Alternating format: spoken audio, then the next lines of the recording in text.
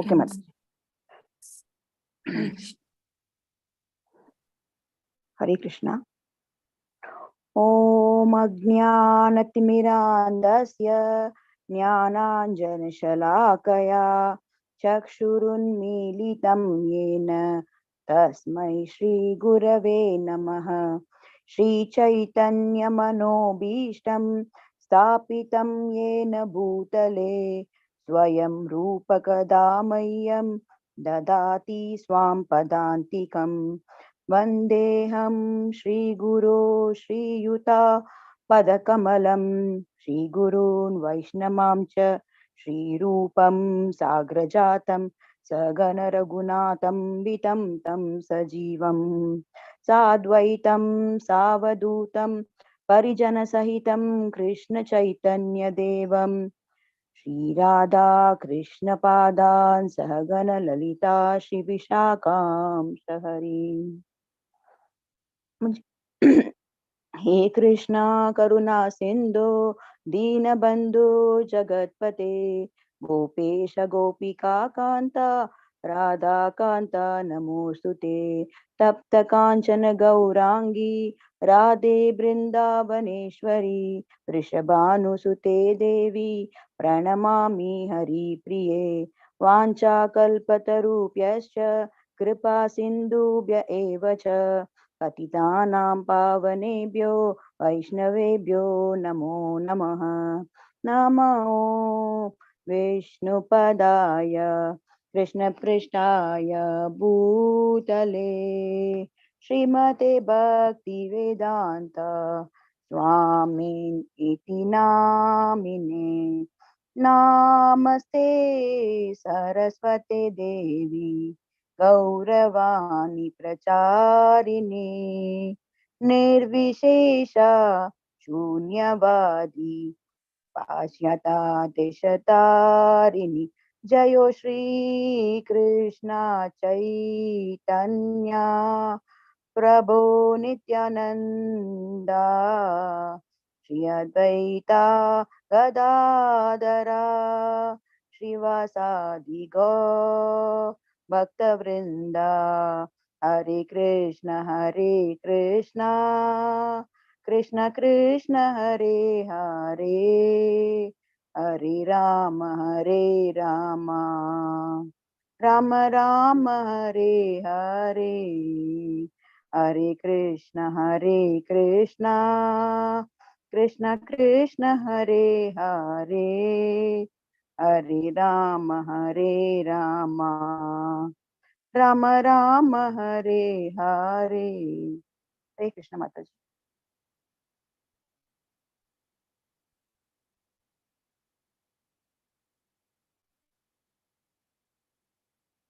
हरे कृष्ण। गीता mahatmyam. Bhagavad Gita mahatmyam by Sri Adi Shankaracharya. Text 1. गीता शास्त्रम इदं पुण्यम यः पठेत् प्रयतः पुमान् विष्णु पदम् अवाप्नोति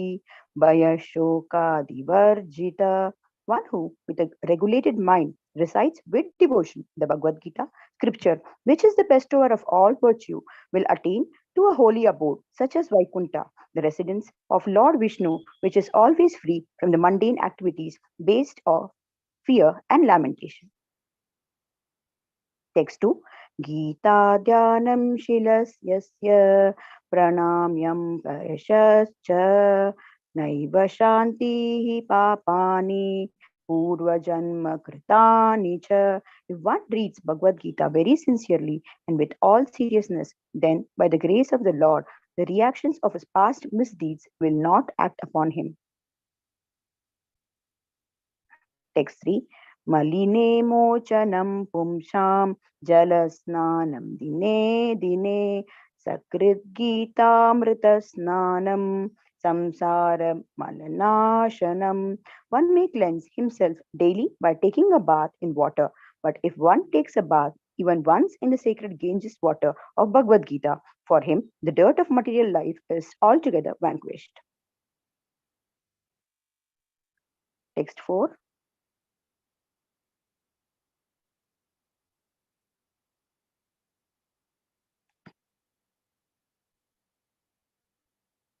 गीतासु गीता कर्तव्या किम अन्यै शास्त्रविस्तरै यस्वयं पद्मनाभस्य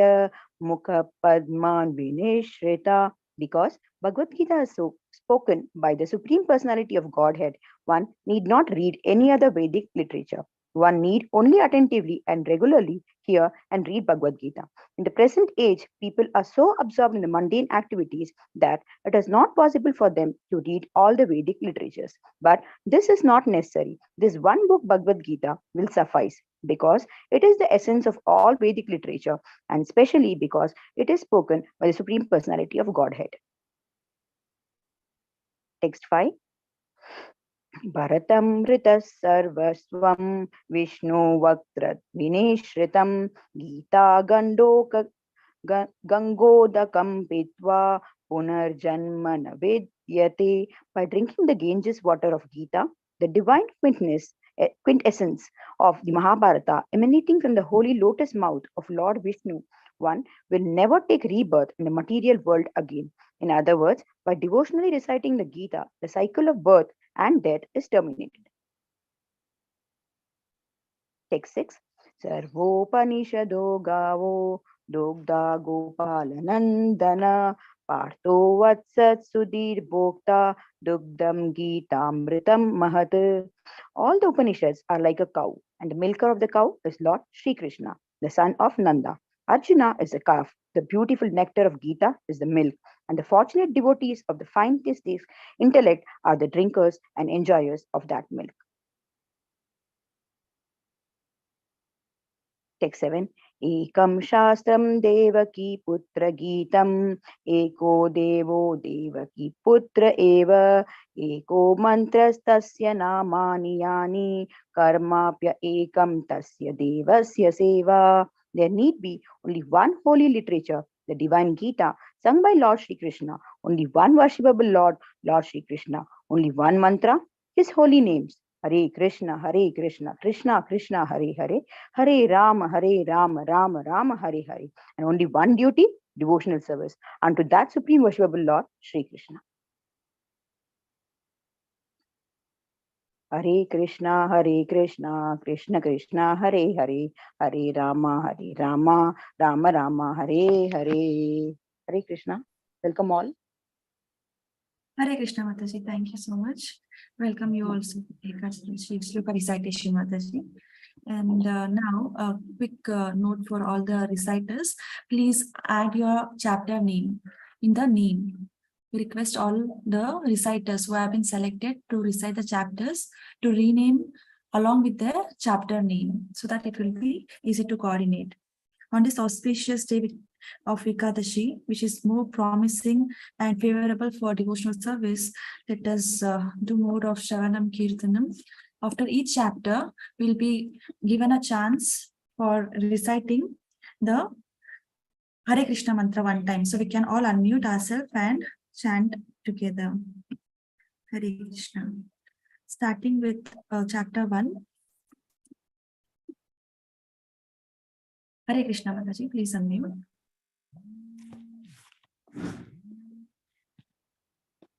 Yes, Mataji. Yes, Mataji. Can I start, Mataji? Yes, Mataji. Om Namo Bhagavate Vasudevaya. Atha Prathamodhyayah Arjuna Vishada Yogaha. Dhritarashtra Uvacha Dharmakshetre Kurukshetre Samavitayuyutsavaha Mamaka Pandavasaiva Kimakurvata Sanjaya. Sanjaya Uvacha Drishtva tu Pandavanikam Vyudhan Duryodhanastada Acharyamupasanghamya Raja Vachanamabravit Pashyetan Panduputranam Acharya Mahatin Chamum व्यूढान्द्रुपदपुत्रेण तव शिष्येण धीमता अत्र शूरा महेश्वासा धीमार्जुनसमायुधि युयुद्धानो विराटश्च त्रिपदश्च महारथः दृष्टकेतुश्चेकितानः काशीराजश्च वीर्यवान् पुरुजित्कुन्तिभोजश्च शैब्यश्च नरपुङ्गवः युधामन्युश्च विक्रान्त उत्तमौजाश्च वीर्यवान् सौभद्रो द्रौपदेयाश्च सर्व एव महारथाः अस्माकं तु विशिष्टाये तानि बोधद्विजोत्तमा नायका मम सैन्यस्य सैन्यार्थं तान् ब्रवीमि ते भवान् भीष्मश्च कर्णश्च कृपश्च समितिञ्जयः अश्वत्थामा विकर्णश्च सौमदत्तिस्तथैव च अन्ये च बहवः शूरा मदर्थे त्यक्तजीविताः नानाशस्त्रप्रहरणाः सर्वे युद्धविशारदाः अपर्याप्तं तदस्माकं बलं भीष्माभिरक्षितं पर्याप्तं त्विदमेतेषां बलं भीमाभिरक्षितम् अयनेषु च सर्वेषु यथा भागवमस्थिताः भीष्ममेवाभिरक्षन्तु भवन्तः सर्व एव हि तस्य सञ्जनयन् हर्षं कुरु वृद्धः पितामहः सिंहनादं विनद्योच्चैः शङ्खं दद्मो प्रतापवान् ततः शङ्काश्च भीर्यश्च पणवानकगोमुखाः सहसैवाभ्यहन्यन्त सशब्दस्तु मुलोऽभवत् ततः श्वेतैर्हयर्युक्ते महती स्यन्दने स्थितौ माधवः पाण्डवश्चैव दिव्यौ शङ्कौ प्रदद्मतुः पाञ्चजन्यं ऋषिकेशो देवदत्तं धनञ्जयः पौण्ड्रं दद्मो महाशङ्कं भीमकर्मा वृकोदरः अनन्तविजयं राजा कुन्तीपुत्रो युधिष्ठिरः नकुलः सहदेवश्च सुघोषमणिपुष्पकौ काश्यश्च परमेश्वासः शिखण्डी च महारथः दृष्टद्युम्नो विराटश्च सात्यकिश्च पराजितः द्रुपदो द्रौपदेयाश्च सर्वशः पृथिवीपते सौभद्रश्च महाबाहुः शङ्कान् दद्मुः पृथक् पृथक् सघोषो धार्तराष्ट्राणां हृदयानि व्यधारयत् नभश्च पृथिवीं चैव तुमुलोऽभ्यनुनादयन् अथ व्यवस्थितान् दृष्ट्वा धार्तराष्ट्रान् कपिध्वजः प्रवृते शस्त्रसम्पाते धनुरुद्यम्य पाण्डवः ऋषिकेशं तदा वाक्यम् इदमाह महीपते अर्जुन उवाच सेनयोरुभयोर्मध्ये रथं स्थापयमेच्युता यावदेतानिरीक्षेऽहं योद्धुकामानवस्थितान् कैर्मया सह योद्धव्यम् अस्मिन् रणसमुद्यमे योत्स्यमानान् वीक्षेऽहं य एतेऽत्र समागताः धार्तराष्ट्रस्य दुर्बुद्धिर्युद्धे प्रियचिकीर्षवः संजय उवाच एवमुक्तो ऋषिकेशो गुडाकेशेन भारत सेनयोरुभयोर्मध्ये स्थापयित्वा रथोत्तमम्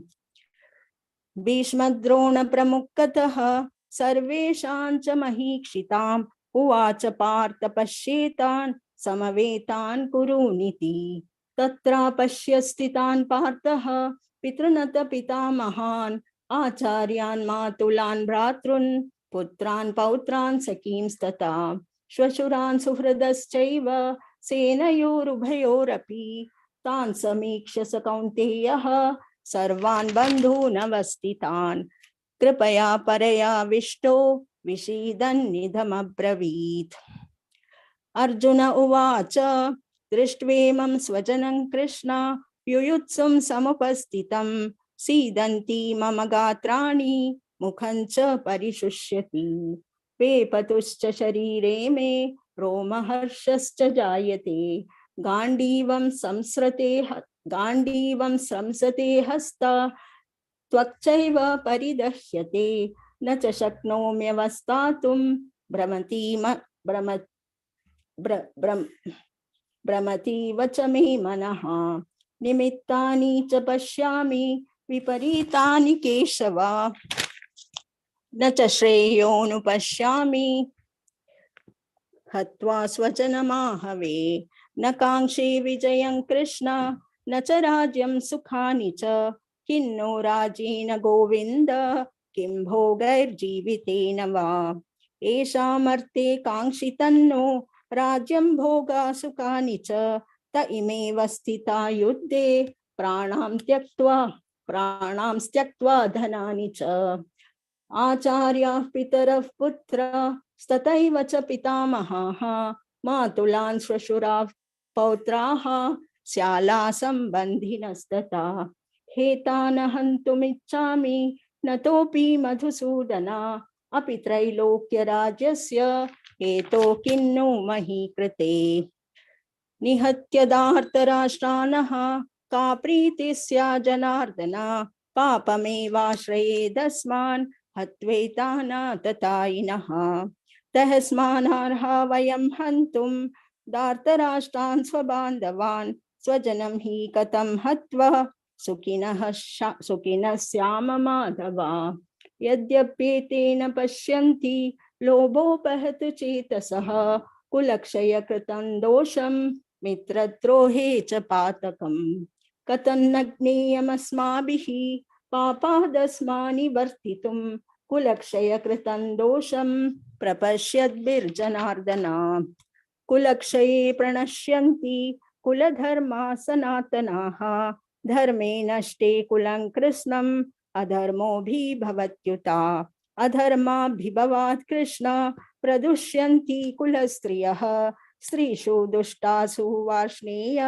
जायते वर्णसंकरः संकरो नरकायैव कुलज्ञानां कुलस्य च पतन्ति पितरो हेषां लुप्तपिण्डोदकक्रियाः दोषेरेतैः कुलज्ञानां वर्णसंकरकारकैः उत्साद्यन्ते जातिधर्माणां कुलधर्माश्च शाश्वताः उत्सन्नकुलधर्माणां मनुष्याणां जनार्दन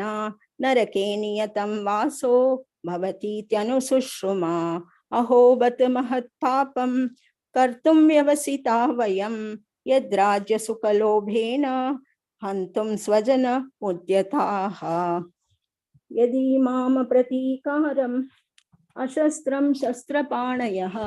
दार्तराष्ट्रारणे हन्युः स्तन्मे क्षेमतरं भवेत् संजय उवाच एवमुक्तार्जुनः सङ्ख्ये रथोपस्थ उपाविशत् विसृज्य शशरं चापं शोकसंविघ्नमानसः ॐ तत्सत् इति श्रीमद्भगवद्गीतासु उपनिषत्सु ब्रह्मविद्यायां योगशास्त्रे श्रीकृष्णार्जुन संवादे अर्जुन विषाद योगो नाम प्रथमोऽध्यायः सर्वं कृष्णार्पणमस्तु हरे कृष्ण हरे राम राम राम राम राम हरे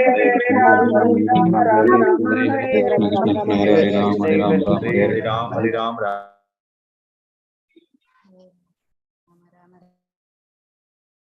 विजय कुमारी माताजी हरे कृष्णा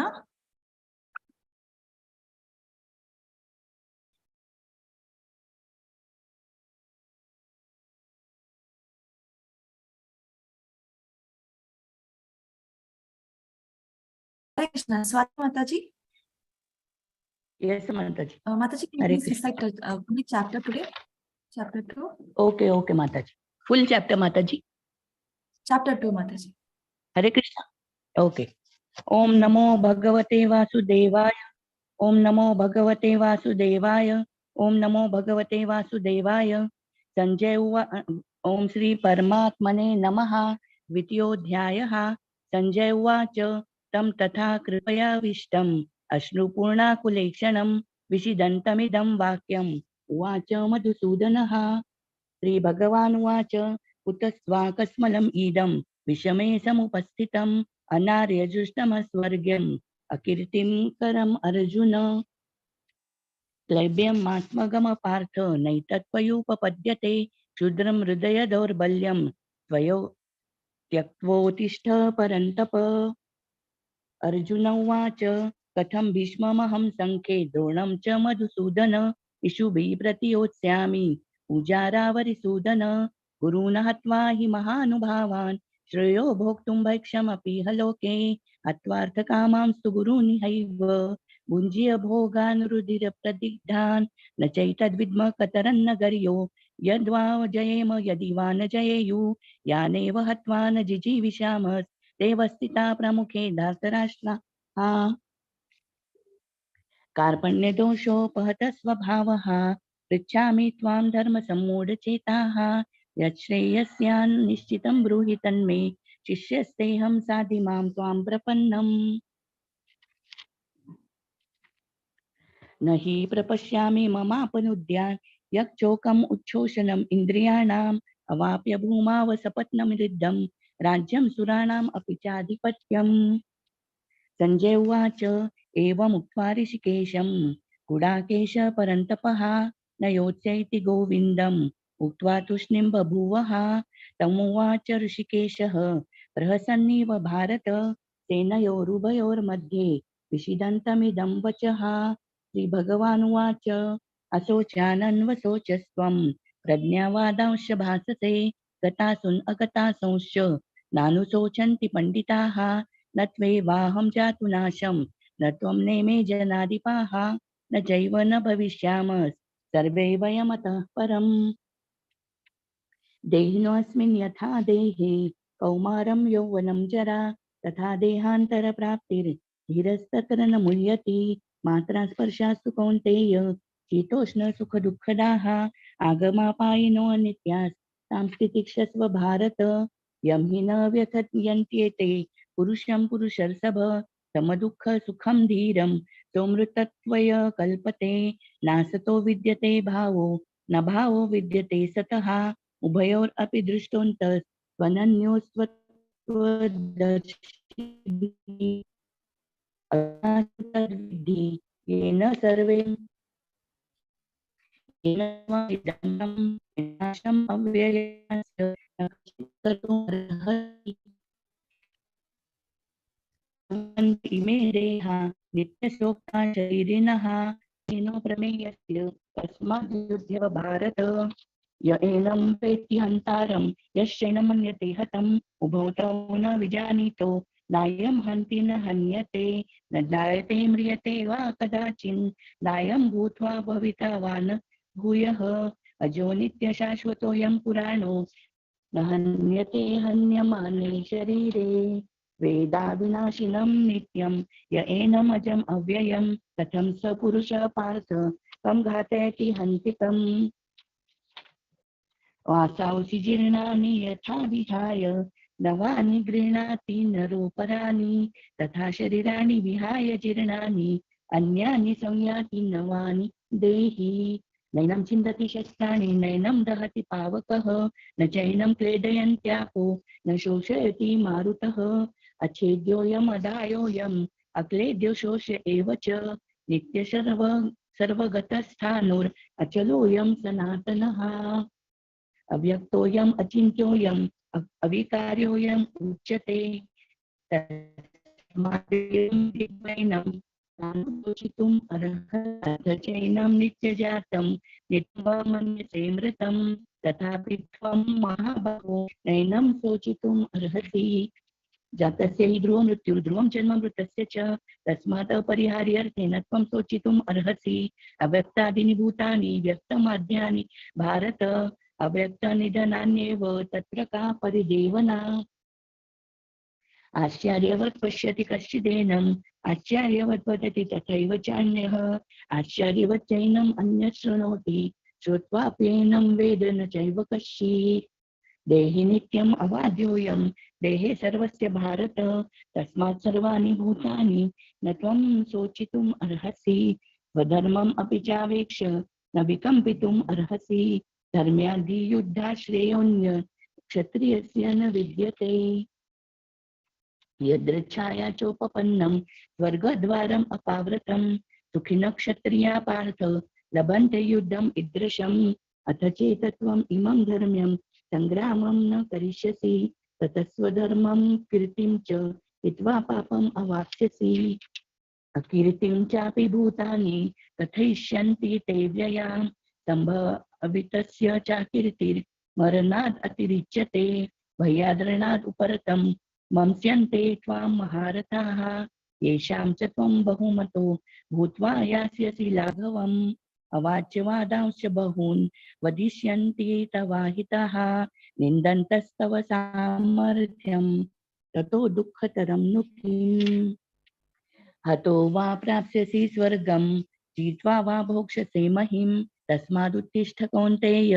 युद्धाय कृतनिश्चयः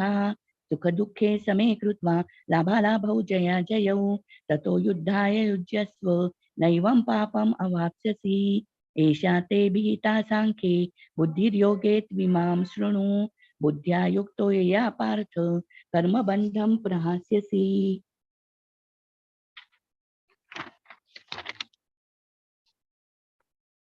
नेहाभिक्रमनाशोऽस्ति प्रत्यवायो न विद्यते स्वल्पमप्यस्य धर्मस्य त्रायते महतो भयात् व्यवसायात्मिका बुद्धिः एके कुरु नन्दन बहुशाखायनन्ताश्च बुद्धयो व्यवसायिनाम् याम् इमां पुष्पितां वाचं प्रवद्यन्त्य विपश्चितः वेदवादरता पार्थ नान्यदस्तीति वादिनः कामात्मानः स्वर्गपरा जन्म कर्म फलप्रदां क्रियाविशेष बहुलां भोगैश्वर्य गतिं प्रति भोगैश्वर्य प्रसक्तानां तया परत चेतसां व्यवसायात्मिका बुद्धिः समादौ न विधीयते त्रैगुण्य विषया वेदा निस्त्रैगुण्यो भवार्जुन निर्द्वन्द्वो नित्यसत्त्वस्थो निरोग्यक्षेम आत्मवान् यावानर्थ उदपाने सर्वतः सम्प्लुतोदके तावान् सर्वेषु वेदेषु ब्राह्मण्यस्य विजानतः कर्मण्येवाधिकारस्ते मा फलेषु कदाचन मा कर्मफलहेतुर्भुर्मा ते सङ्गोऽस्त्व अकर्मणि योगस्थ कुरु कर्माणि सङ्गं त्यक्त्वा धनञ्जय सिद्ध्या सिद्ध्यो समो भूत्वा समत्वं योग उच्यते दूरेण ह्यावरं कर्म बुद्धियोगात् धनञ्जय बुद्धौ शरणम् अन्विच्य कृपणा फलहेतवः बुद्धियुक्तो जहाति उभेषु कृत दुष्कृते तस्मात् योगाय युज्यस्व योग कर्म तु कौशलम् कर्मजं बुद्धियुक्ता हि फलं त्यक्त्वा मनीषिणः जन्मबन्ध विनिर्मुक्ताः पदं गच्छन्त्यनामयम् यदा ते मोह कलिलं बुद्धिर्व्यतितरिष्यति तदा गन्तासि निर्वेदं श्रोतव्यस्य श्रुतस्य च श्रुति विप्रतिपन्ना ते यदा स्थास्यति निश्चला समाधावचला बुद्धिः तदा योगम् अवाप्स्यसि अर्जुन उवाच स्थितप्रज्ञस्य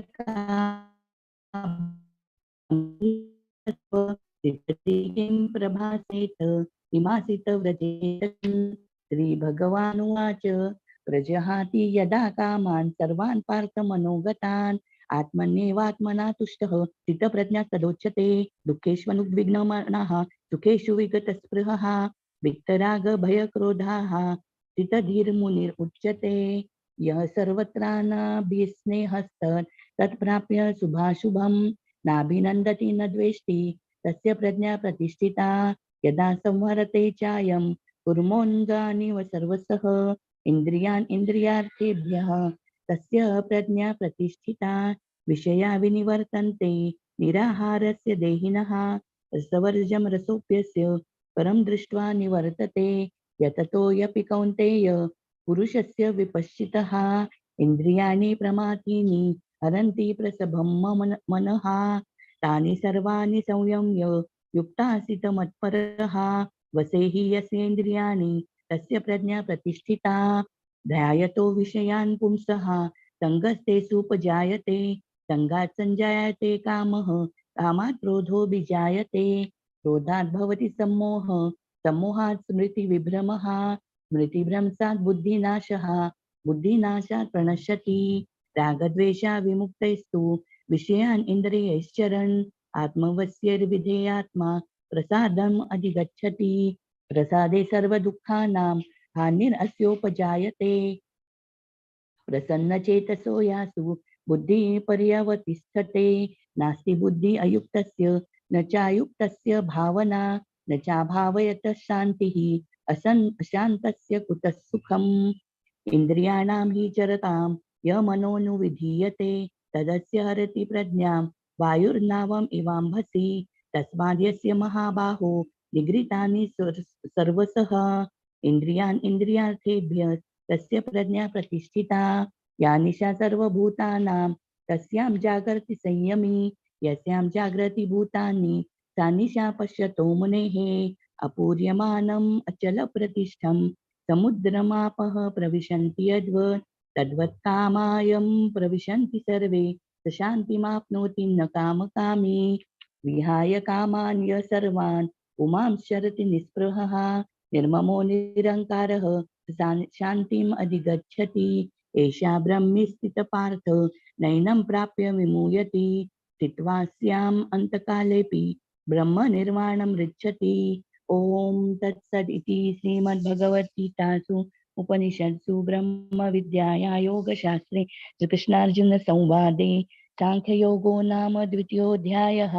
हरे कृष्णा कृष्ण कृष्ण हरे हरे हरे हरे हरे राम राम हरे राम राम राम राम हरे हरे हरे कृष्ण हरे हरे कृष्णा कृष्ण हरे कृष्ण हरे हरे हरे राम हरे राम राम राम हरे हरे। हरे राम। ओम श्री परमात्मने नमः। अथ तृतीयोऽध्यायः कर्मयोगः। अर्जुन उवाच ज्यायसि चेत् कर्मणस्ते मता बुद्धिर्जनार्दन तत्किं कर्माणि घोरे मां नियोजयसि केशव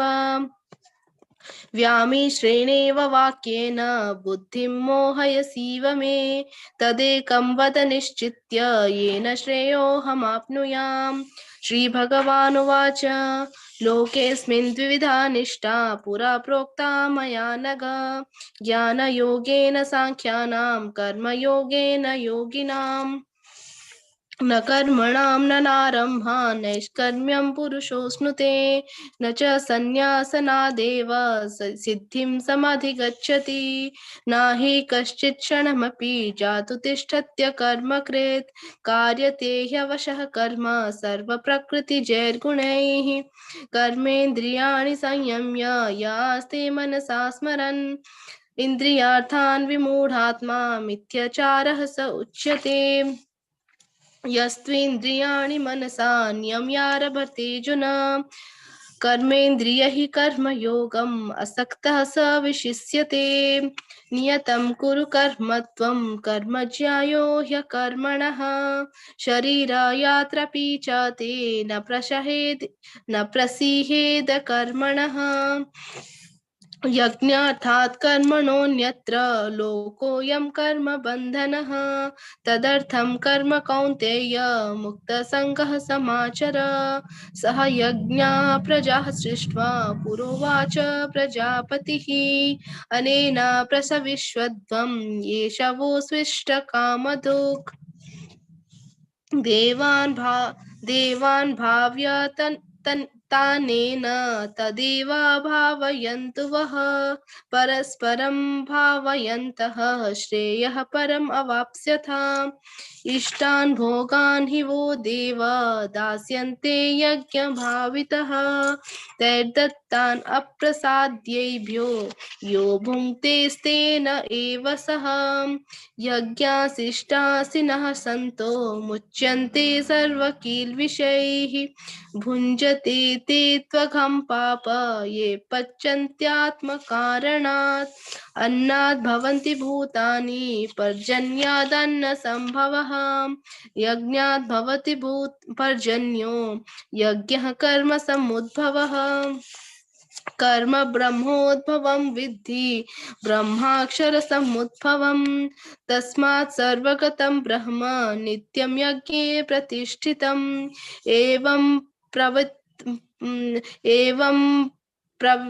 प्रवर्तितं चक्रं नानुवर्तयति ययः अघायुरिन्द्रियारामो मोघं पार्थ स जीवति यस्त्वात्मा रतिरेव स्यात् आत्मतृप्तश्च मानवः आत्मन्यैव च सन्तुष्टस्तस्य कार्यं न विद्यते नैव तस्य कृतेनार्थो न कृतेनेह कश्चन न चास्य सर्वभूतेषु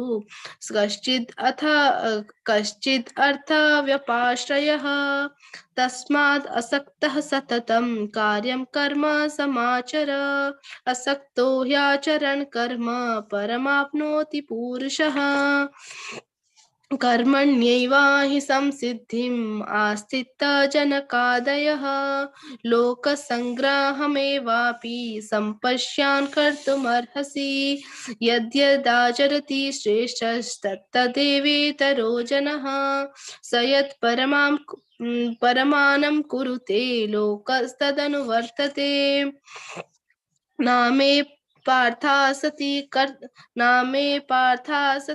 कर्तव्यं त्रिषु लोकेषु किंचन नानावाप्तम् अवाप्तव्यं वर्त एव च कर्मणि यदि ह्याहं न वर्तेयं जातु कर्मण्यतन्द्रितः मम वर्तमानुवर्तन्ते मनुष्यः पार्थ सर्वसः उत्सिदेयुरिमे लोका न कुर्यं कर्म चेदहं शङ्करस्य च कर्ता स्याम् उपहान्यम् इमा प्रजाः सक्तः कर्मण्यविद्वांसो यथा कुर्वन्ति भारत कुर्याद् विद्वांस्तथा सक्तश्चिकीर्षुर्लोकसङ्ग्रहम् न बुद्धिभेदहं जनयेद् अज्ञानं कर्म संगिनां जोषयेत् सर्वकर्माणि विद्वान् युक्तः समाचरन् प्रकृते क्रियमाणानि गुणैः कर्माणि सर्वशः अहंकारा विमूढात्मा कर्ताहम् इति मन्यते तत्त्ववित्तु महाबाहो गुणकर्म विभागयोः गुणगुणेषु वर्तन्त इति मत्वा न सज्जते प्रकृतिर्गुणसम्मूढः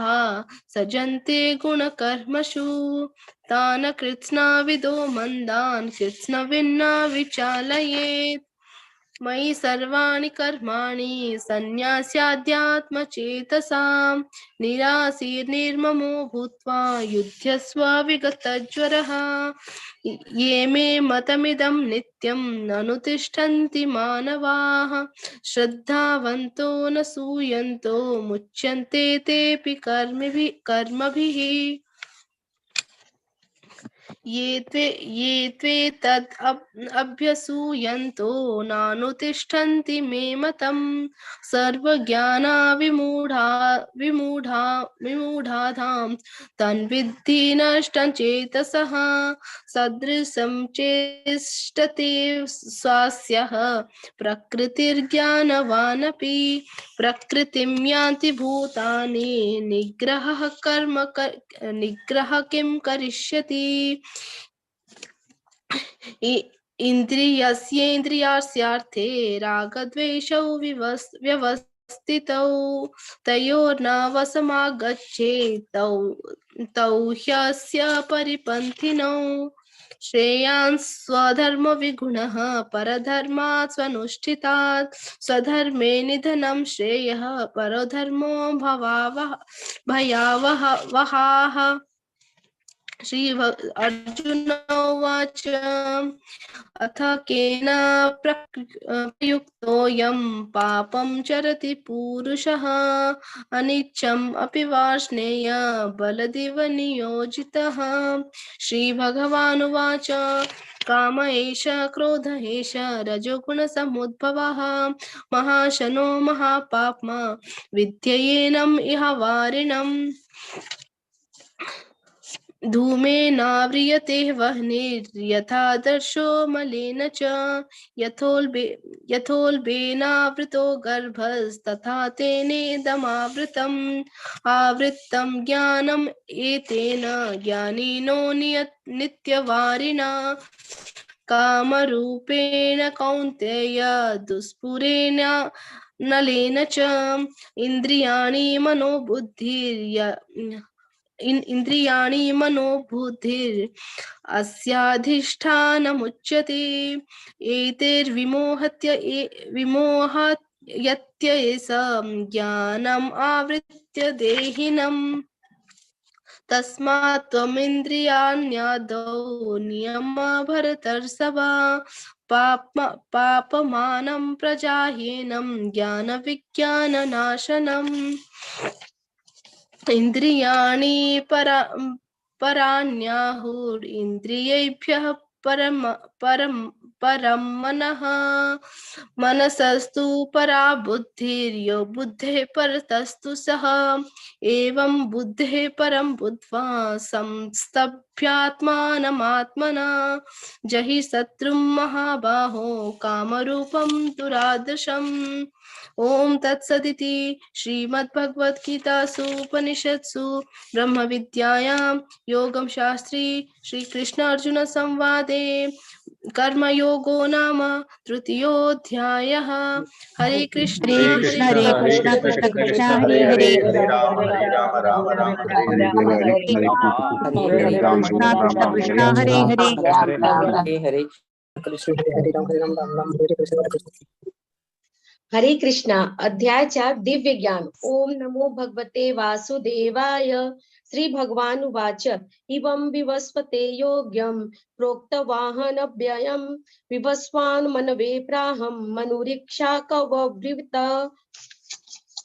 एवं परंपरां प्राप्तिं मीमं राजर्षो विदु सकाले नेहमता योगो नष्ट परन्तप स एवां मया ते अद्यं योगः प्रोक्तः पुरातन भक्तो असि मे सखा चेति रहस्यं होदुत्तमम् अर्जुन उवाच अपरं भगवतो जन्म परं जन्म विवस्वत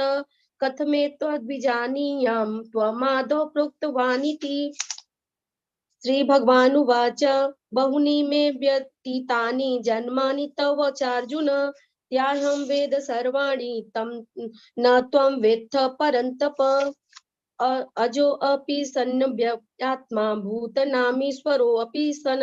प्रकृति स्वामधिष्ठाय सम्भवाम्य मायया यदा यदा हि धर्मस्य ग्लानिर्भवति भारत अभ्युत्थानम् अधर्मस्य तदात्मानं सृजाम्यहम् परित्राणाय साधूनां विनाशाय च दुष्कृतां धर्म संस्थापनार्थाय संभवामि युगे युगे जन्म कर्म च मे दिव्य एवं यो वेत्ति तत्त्वतः त्यक्त्वा देह पुनर्जन्म नैति मामेति सो अर्जुन वीतरागा भय क्रोधा मन्मया मामुपाश्रिता बहवो ज्ञान तपसा पूता मत भावना आगता ये यथा मा प्रपद्यन्ते तास्यं थैव भजाम्यहम् मम वर्तमानुवर्तन्ते मनुष्या पार्थ सर्वश काङ्क्षन्तं कर्माणां सिद्धि यजन्त इह देवता क्षिप्रं हि मानुषे लोके सिद्धिर्भवतु कर्मजा चातुर्वर्ण्यं मया सृष्टं गूढकर्म विभागशः तस्य कर्तारमपि मापं विद्य कर्तामव्ययम्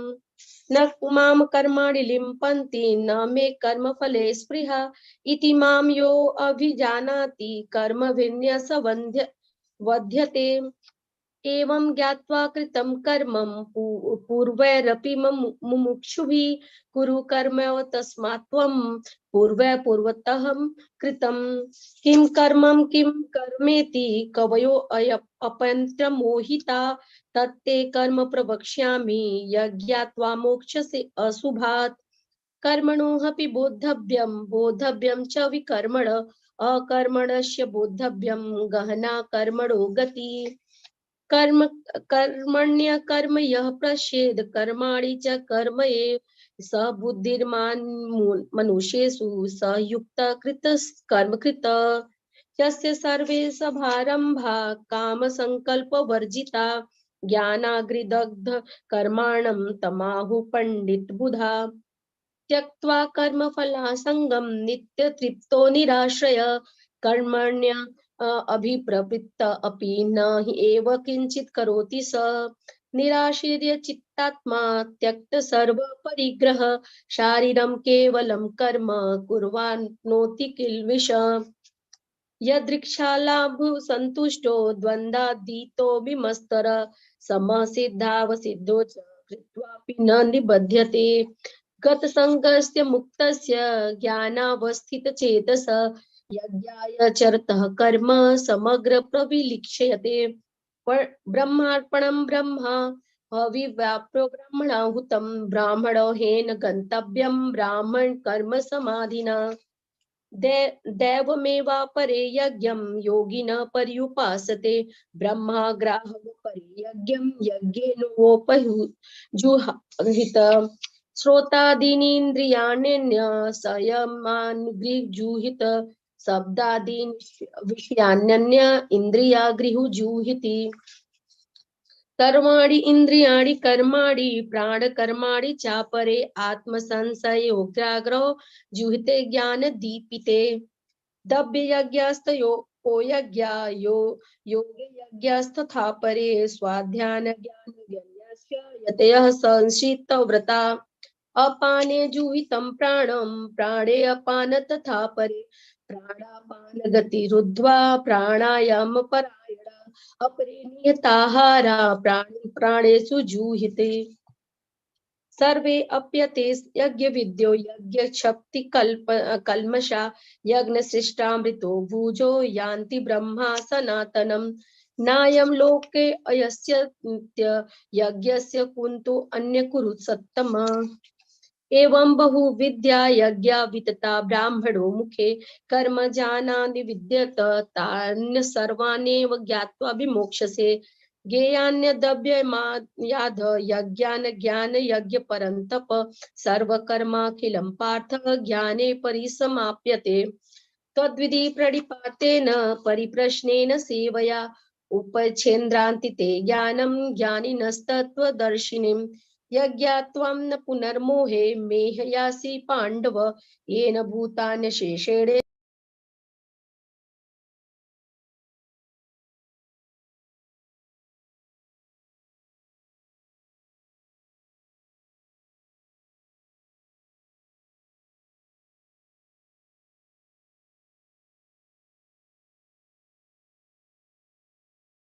माताजी you're on mute. Unmute कर लो आप.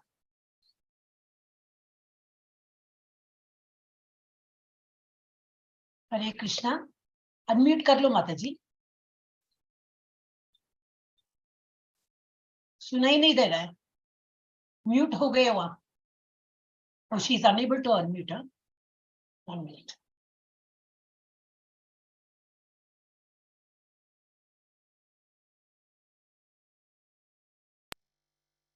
अज्ञस्य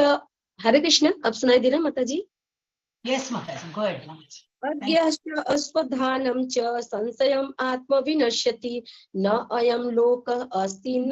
तो परं न सुखं संशय आत्मनः योगसन्न्यस्तकर्माणं ज्ञानसन्निच्छ संशय आत्मवन्तं न कर्माणि निवधन्ति धनञ्जय तस्माद् ज्ञानं सम्भूतं हस्तत्वं ज्ञानिसिनात्मनः चित्त्वैनं संशयं योगमातिष्ठति तिष्ठत भारत इति भगवद गीता चतुर्थ अध्याय संपूर्ण. हरे कृष्णा कृष्ण कृष्ण हरे हरे हरे राम राम राम हरे हरे हरे कृष्णा कृष्ण कृष्ण हरे हरे हरे राम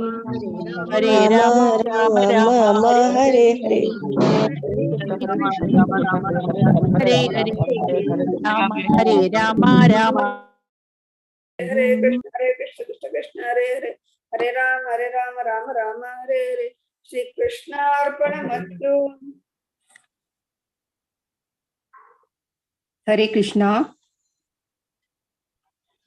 हरे कृष्णा माताजी शुरू करें. Yes माताजी. हरे कृष्णा. पंचम अध्याय. श्री ओम श्री परमात्माय नमः. कर्मयोग कृष्ण भावना भाविता कर्म.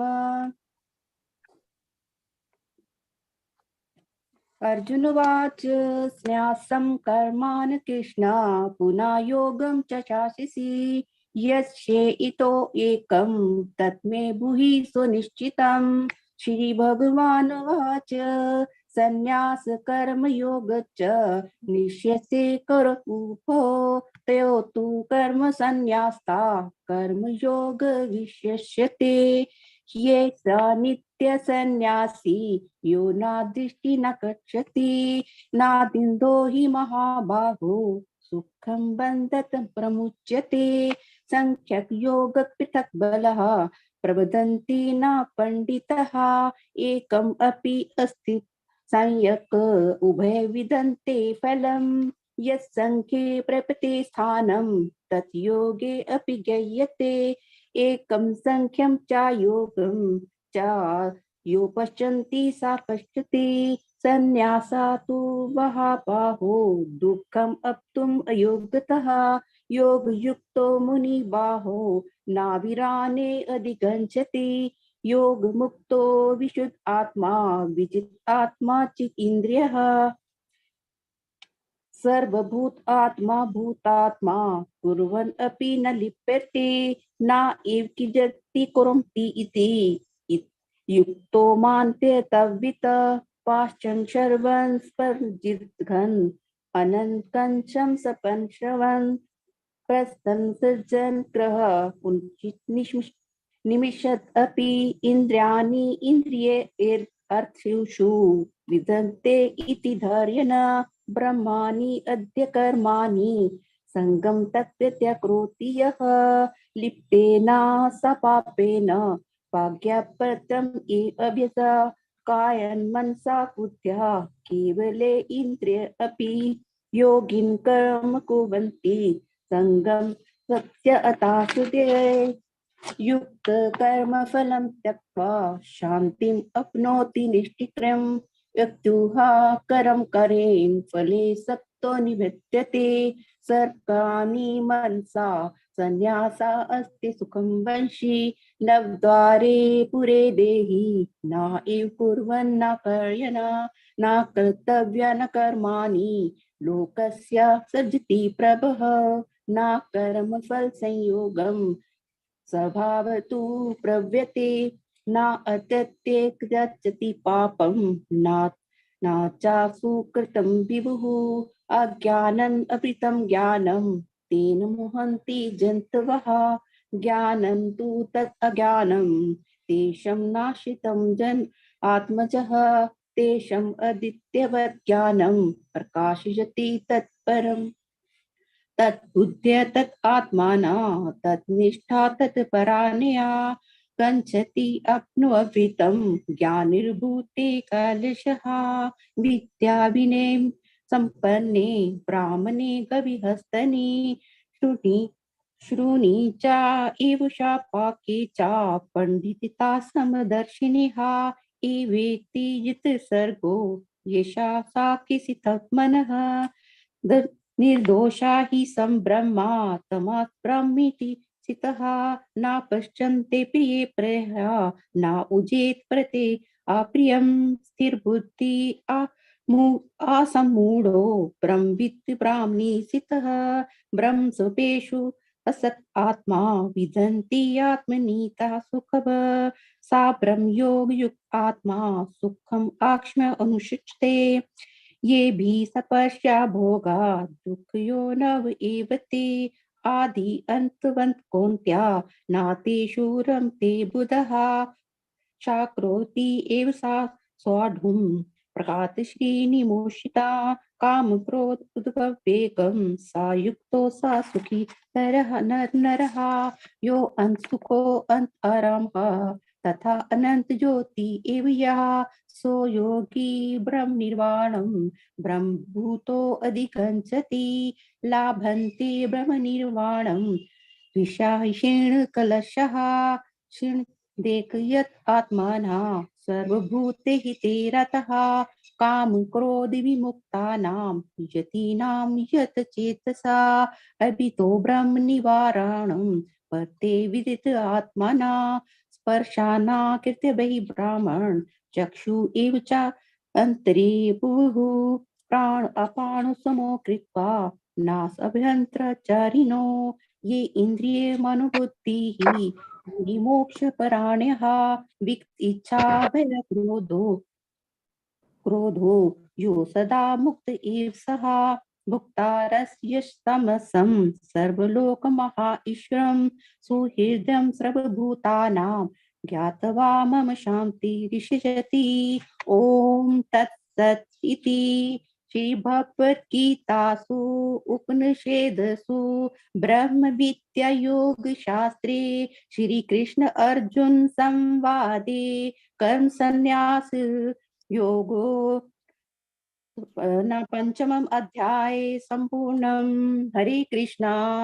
हरे हरे कृष्ण कृष्ण कृष्ण हरे हरे हरे राम राम राम हरे राम हरे राम हरे राम हरे राम राम राम हरे कृष्ण कृष्ण हरे राम हरे राम।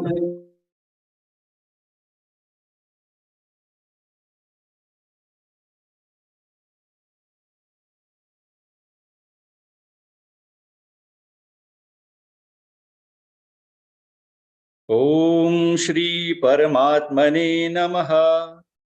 श्रीमद्भगवद्गीता अथ षष्ठोऽध्यायः। श्रीभगवानुवाच अनाश्रितः कर्मफलं कार्यं कर्म करोति यः स सन्न्यासी च योगी च न निरग्निर्न चाक्रियः यं सन्न्यासमिति प्राहुर्योगं तं विद्धि पाण्डव न ह्यः सन्न्यस्तसंकल्पो योगी भवति कश्चन आरुरुक्षोर्मुनेर्योगं कर्म कारणमुच्यते योगारूढस्य तस्यैव समः कारणमुच्यते यदा हिनेन्द्रियार्थेषु न कर्मस्वनुसज्जते सर्वसंकल्प सन्न्यासी योगारूढस्य दोच्यते उद्धरेदात्मनात्मानमात्मानमवसादयेत् आत्मैव्ह्यात्मनो बन्धुरात्मैव रिपुरात्मनः बन्धुरात्मात्मनस्तस्य येनात्मैवात्मना जितः अनात्मनस्तु शत्रुत्वे वर्तेतात्मैव शत्रुवत्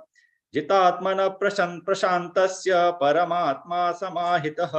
शीतोष्णसुखदुःखेषु तथा मानापमानयोः ज्ञानविज्ञानतृप्तात्मा कूटस्थो विजितेन्द्रियः युक्त इत्युच्यते योगी समलोष्टास्मकाञ्चनः सुहृन्मित्रार्युदासीन मध्यस्थद्वेष्य बन्धुषु साधुष्वपि च पापेषु समबुद्धिर्विशिष्यते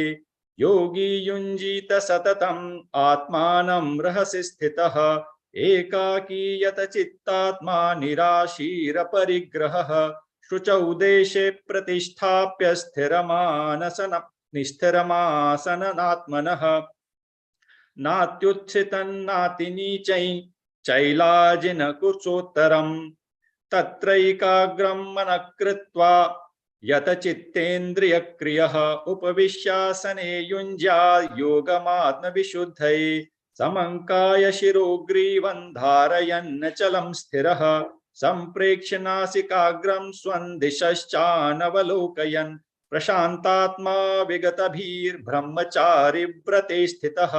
मनः संयम्य मच्चित्तो युक्त आसीत मत्परः युञ्जन्नेवं सदात्मानं योगी नियतमानसः शान्तिर्निर्वाण परमां मत संस्थामधिगच्छति नात्यश्नतस्तु योगोऽस्ति न चैकान्तमनश्नतः न चाति स्वप्नशीलस्य जाग्रतो नैव चार्जुन युक्ताहार विहारस्य युक्तचेष्टस्य कर्मसु युक्तस्वप्नावबोधस्य योगो भवति दुःखः यदा विन्यतं चित्तम् आत्मन्येवावतिष्ठते निःस्पृहः सर्वकामेभ्यो युक्त इत्युच्यते तदा यथा दीपो निवातस्थो नेङ्गते सोमपास्मृता योगिनो यतचित्तस्य युञ्जतो योगमात्मनः यत्रो परमते चित्तं निरुद्धं योगसेवया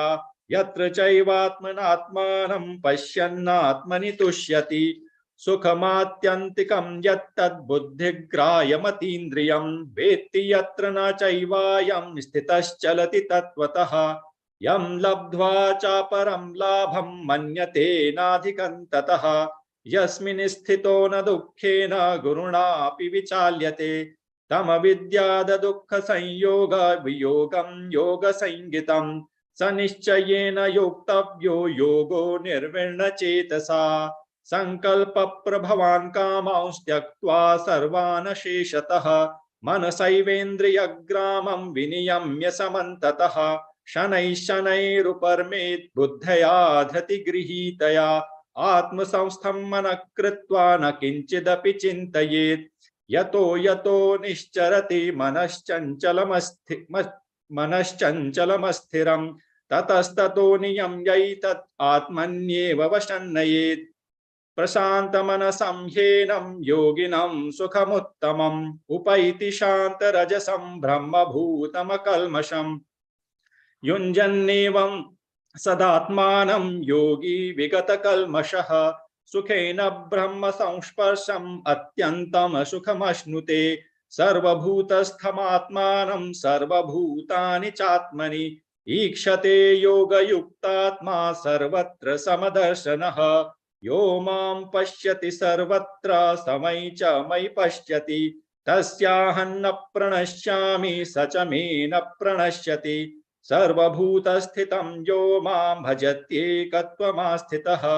सर्वथा वर्तमानोऽपि स योगी मयि वर्तते आत्मौपम्येन सर्वत्र समं पश्यति योऽर्जुन सुखं वा यदि वा दुःखं स योगी परमो मतः अर्जुन उवाच योऽयं योगस्त्वया प्रोक्तः साम्येन मधुसूदन एतस्याहं न पश्यामि चञ्चलत्वा स्थितिं स्थिरां चञ्चलं हि मनः कृष्ण प्रमाथि बलवदृढं तस्याहं निग्रहं मन्ये वायोरुक्षुदस्करम् श्रीभगवानुवाच असंशयं महाबाहो मनो दुर्निग्रही चलम् अभ्यासेन तु कौन्तेय वैराग्येण च गृह्यते असंयतात्मना योगो दुष्प्राप इति मे मतिः वश्यात्मना तु यतता शक्यो वाप्तुमुपायतः अर्जुन उवाच अयत श्रद्धयोपेतो योगाचलितमानसः अप्राप्य योग संसिद्धिं कां गति कृष्ण गच्छति कच्चिन्नो भयविभ्रष्टश्चिन्नाभ्रमिव नश्यति अप्रतिष्ठो महाबाहो विमूढो ब्रह्मणपथि एतन्मे संशयं कृष्ण छेत्तुमर्हस्य शेषतः त्वदन्यसंशयस्यास्य छेत्ता न हि उपपद्यते श्रीभगवानुवाच पार्थ नैवेह नामुत्र विनाशस्तस्य विद्यते न हि कल्याणकृत कश्चित् दुर्गतिं तात गच्छति प्राप्य पुण्यकृतां लोकान् उषित्वा शाश्वती समाः शुचीनां श्रीमताङ्गेः योगभ्रष्टोऽभिजायते अथवा योगिनामेव कुले भवति धीमताम् एतद्धि दुर्लभतरं लोके जन्म यदीदृशम् तत्र तं बुद्धिसंयोगं लभते पौर्वदेहिकम् यतते च ततो भूयः संसिद्धौ कुरु नन्दन पूर्वाभ्यासेन तेनैव ह्रियते ह्यवसोऽपि सः जिज्ञासुरपि योगस्य शब्दब्रह्माति वर्तते प्रयत्नाद्यतमानस्तु योगी संशुद्ध किल्बिषः अनेक जन्म संसिद्धस्ततो याति पराङ्गतिम् तपस्विभ्योऽधिको योगी ज्ञानिभ्योऽपि मतोऽधिकः कर्मिभ्यश्चाधिको योगी तस्माद्योगी भवार्जुन योगिनामपि सर्वेषां मद्गतेनान्तरात्मना श्रद्धावान् भजते यो मां समे युक्ततमो मतः ॐ तत्सदिति श्रीमद्भगवद्गीतासु उपनिषत्सु ब्रह्मविद्यायां योगशास्त्रे श्रीकृष्णार्जुन संवादे आत्मसंयम योगो नाम षष्ठोऽध्यायः। ओम श्री कृष्ण कृष्णार्पणमस्तु। कृष्ण हरे हरे हरे राम हरे राम राम राम हरे हरे हरे हरे हरे राम हरे राम राम राम हरे हरे हरे कृष्ण हरे कृष्ण हरे हरे हरे राम हरे राम हरे राम हरे राम राम राम राम हरे हरे हरे राम हरे राम हरे राम।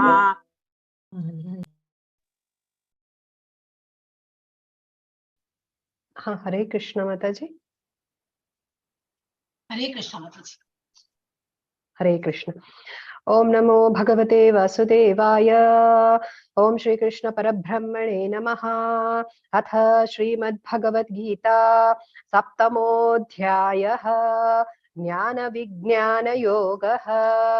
श्री भगवानुवाच मय्यासक्तमना पार्थ योगयं जन्मदाश्रयः असंशयं समग्रं मां यथा ज्ञास्यसि तच्छृणु। ज्ञानं तेऽहं सविज्ञानम् इदं वक्ष्याम्यशेषतः यज्ञात्वा नेह भूयोऽन्यत् ज्ञातव्यमवशिष्यते। मनुष्याणां सहस्रेषु कश्चिद्यदति सिद्धये यततामपि सिद्धानां कश्चिन्मां वेत्ति तत्त्वतः। भूमिरापो नलो वायुः कं मनो बुद्धिरेव च अहङ्कार इतीयं मे भिन्न प्रकृतिरष्टधा।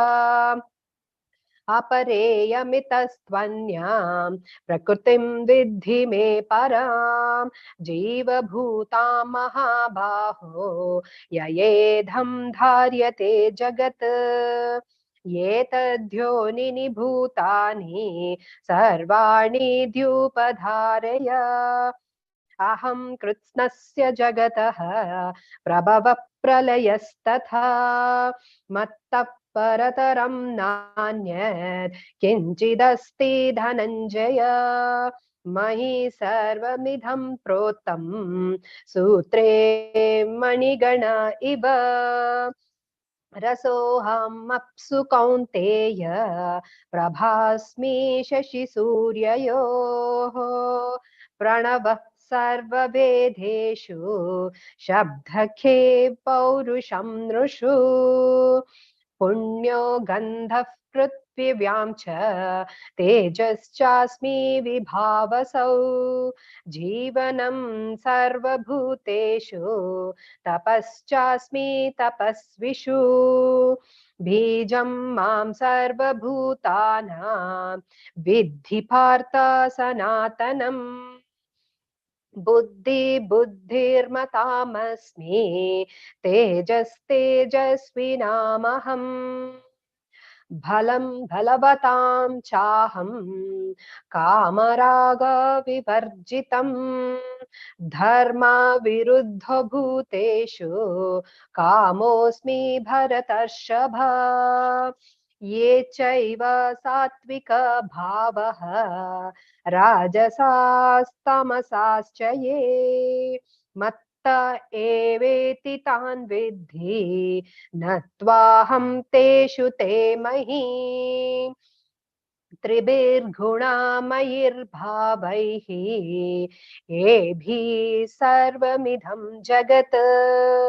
मोहितां नाभिजानाति मामेभ्यः परमव्ययम्। दैवी हेषा गुणमयी मम माया दुरत्यय मामेव ये प्रपद्यन्ते मायामेतां तरन्ति ते न मां दुष्कृतिनो मूढः प्रपद्यन्ते नराधमाः माययापाहृतज्ञानः आसुरं भावमाश्रिताः चतुर्विधा भजन्ते मां जना सुकृतिनोऽर्जुन आर्थो जिज्ञासुरार्थार्थी ज्ञानी च भरतर्षभ। तेषां ज्ञानि नित्ययुक्तः एका भक्तिर्विशिष्यते प्रियो हि ज्ञानिनोत्यार्थम् अहं स च मम प्रियः उदारा सर्व एवैते ज्ञानी त्वात्मैव मे मतम् आस्तिथः स हि युक्तात्मा मामेवानुत्तमां गतिम् बहूनां जन्मनामन्ते ज्ञानवान् मां प्रपद्यते वासुदेवः सर्वमिति समहात्मा सुदुर्लभः कामैस्तैस्तैरुथज्ञानः प्रपद्यन्ते अन्यदेवताः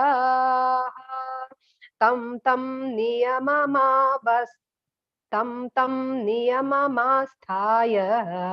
प्रकृत्या नियता स्वय यो यं तनुं भक्तः श्रद्धयार्चितुमिच्छति तस्याचलां श्रद्धां तामेव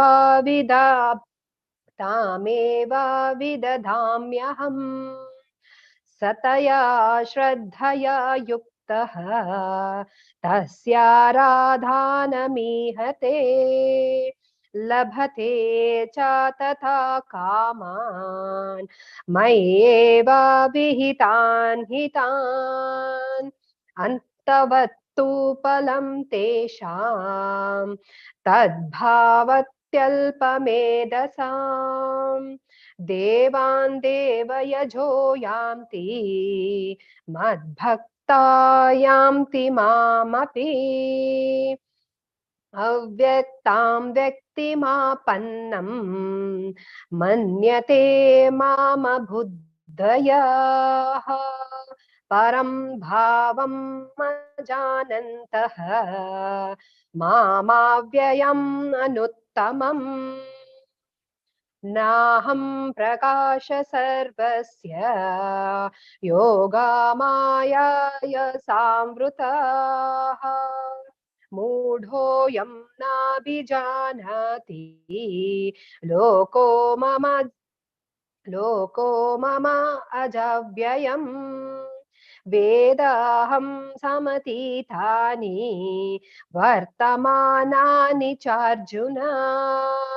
भविष्याणि च भूतानि मां तु वेदा न कश्चन इच्छा द्वेषा समुत्थेन द्वन्द्वमोहेन भारत सर्वभूतानि सम्मोहं सर्गे यान्ति परन्तप येषां त्वन्तगतं पापं जनानां पुण्यकर्मणां ते द्वन्द्वमोहनिर्मुक्तः भजन्ते मां दृढव्रताः जरा मरणमोक्षाय मामाश्रित्य यतन्ति ये ते ब्रह्म तद्विदुः कृत्स्नम् आध्यात्मं कर्म चाखिलम् साधिभूतादिदैवं मां साधियज्ञां च ये विदुः प्रणय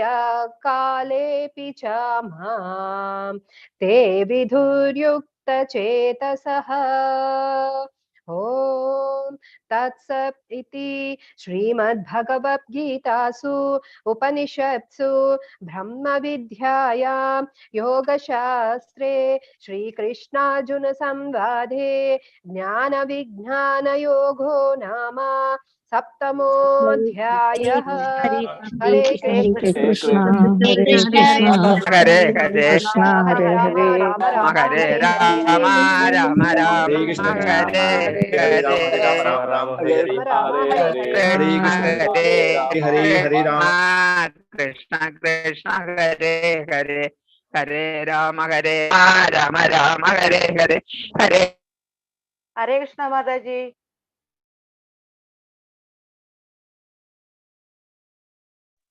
हरे कृष्ण माता जी। Yes, Mataji, go ahead. Okay. Om Shri Krishna परमात्मने नमः। ओम नमो भगवते वासुदेवाय। अथ अष्टमोऽध्यायः। अक्षर ब्रह्म योगः। अर्जुन उवाच किं तत् ब्रह्म किमध्यात्मं किं कर्म पुरुषोत्तम आदिभूतं च किं प्रोक्तम् आदिदैवं किमुच्यते आदियज्ञ कथं कोत्रे देहेऽस्मिन् मधुसूदन प्रयाणकाले च कथं ज्ञेयोऽसि नियतात्मभिः। श्रीभगवानुवाच अक्षरं ब्रह्म परमं स्वभावो अध्यात्ममुच्यते भूतभव भवोत्करो विसर्ग कर्म संज्ञिता आदिभूतं शरो भावः पुरुषश्चादिदैवतम् आदियज्ञो अहमेवात्र देहे देहभृताम्बरा अन्धकाले च माम् एव स्मरन् मुक्त्वा कळेवरं यः प्रयाति समद्भावं याति नास्त्यत्र संशयः यं यं वापि स्मरन् भावं त्यजत्यन्ते कळेवरं यं तमैवैति कौन्तेय सदा तद्भावभाविताः तस्मात् सर्वेषु कालेषु मामनुस्मरयुध्य च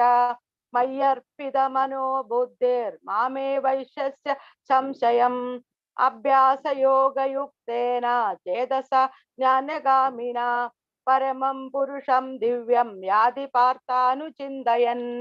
कविं पुराणमनुशासितारम् अणोरणीयां समनुस्मरेद्यः सर्वस्य दातारमचिन्त्यरूपम् आदित्यवर्णं तमसः परस्तात् प्रयाणकाले मनसाचलेन भक्त्या युक्तो बल योगबलेन चैव भुवोर्मध्ये प्राणमावेश सम्यक् सदं परं पुरुषमुपैति दिव्यं यदक्षरं वेदविदो वदन्ति विशन्ति यद्यततो वीतरागाः यदिच्छन्दो ब्रह्मचर्यं चरन्ति तत्ते पदं संग्रहेण प्रवक्ष्ये सर्वद्वाराणि संयम्य मनोहृत्ति निरुध्य च मूर्धध्यायात्मन प्राणम् आस्थितो योगधारणाम् ओमित्येकाक्षरं ब्रह्म व्याहरन् मामनुस्मरन् य प्रयाति त्यजन् देहं तयाति परमां गतिम् अनन्यचेता सततं यो मां स्मरति नित्यशः तस्याहं सुलभ पार्थ नित्ययुक्तस्य योगिनः मामुवेत्य पुनर्जन्म दुःखालयमशाश्वतं नाप्नुवन्ति महात्मानः संसिद्धिं परमां गताः आब्रह्मभुवना लोकाः पुनरावर्तिनोऽर्जुन मामुपेत्य तु कौन्तेय पुनर्जन्म न विद्यते सहस्रयुगपर्यन्तम् अहरत् ब्रह्मणो विदुः रात्रियुगसहस्रान्तां ते अहोरात्रविदो जनाः अव्यक्तात् व्यक्तया सर्वाः प्रभवन्त्यकरागमे रात्र्यागमे प्रलीयन्ते तत्रैव व्यक्तसप्नगे भूतग्रामस एवायं भूत्वा भूत्वा प्रलीयते रात्र्यागमे अवशः पार्थ प्रभवत्यगरागमे परस्तस्मास्भावोऽन्य अव्यक्तो व्यक्ता सनातनः य सर्वेषु भूतेषु नश्यल्सु न विनश्यति अव्यक्तो अक्षर इत्युक्तस्तमाहु परमां गतिं यः प्राप्य न निवर्तन्ते तद्धाम परमं मम पुरुषः परः पार्थ भक्त्या लभ्यस्त्वनन्यया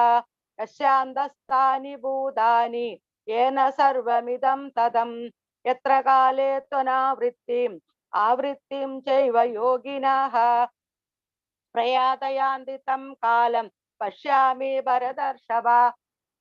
अग्निर्ज्योतिरः शुक्ला षण्मासम् उत्तरायणम् तत्र प्रयात गच्छन्ति ब्रह्मविदो जनाः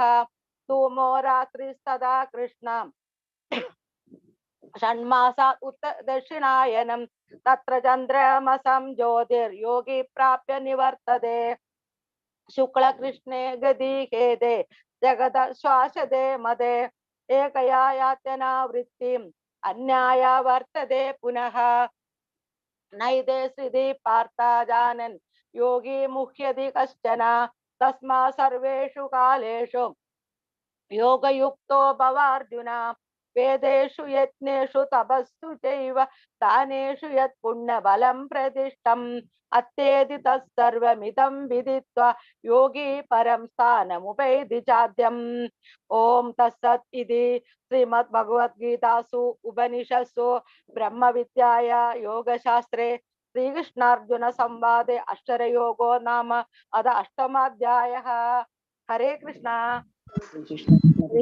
हरे कृष्णा हरे कृष्णा हरे राम हरे राम राम हरे राम हरे हरे हरे राम हरे हरे राम हरे राम राम राम हरे हरे राम राम राम राम हरे राम हरे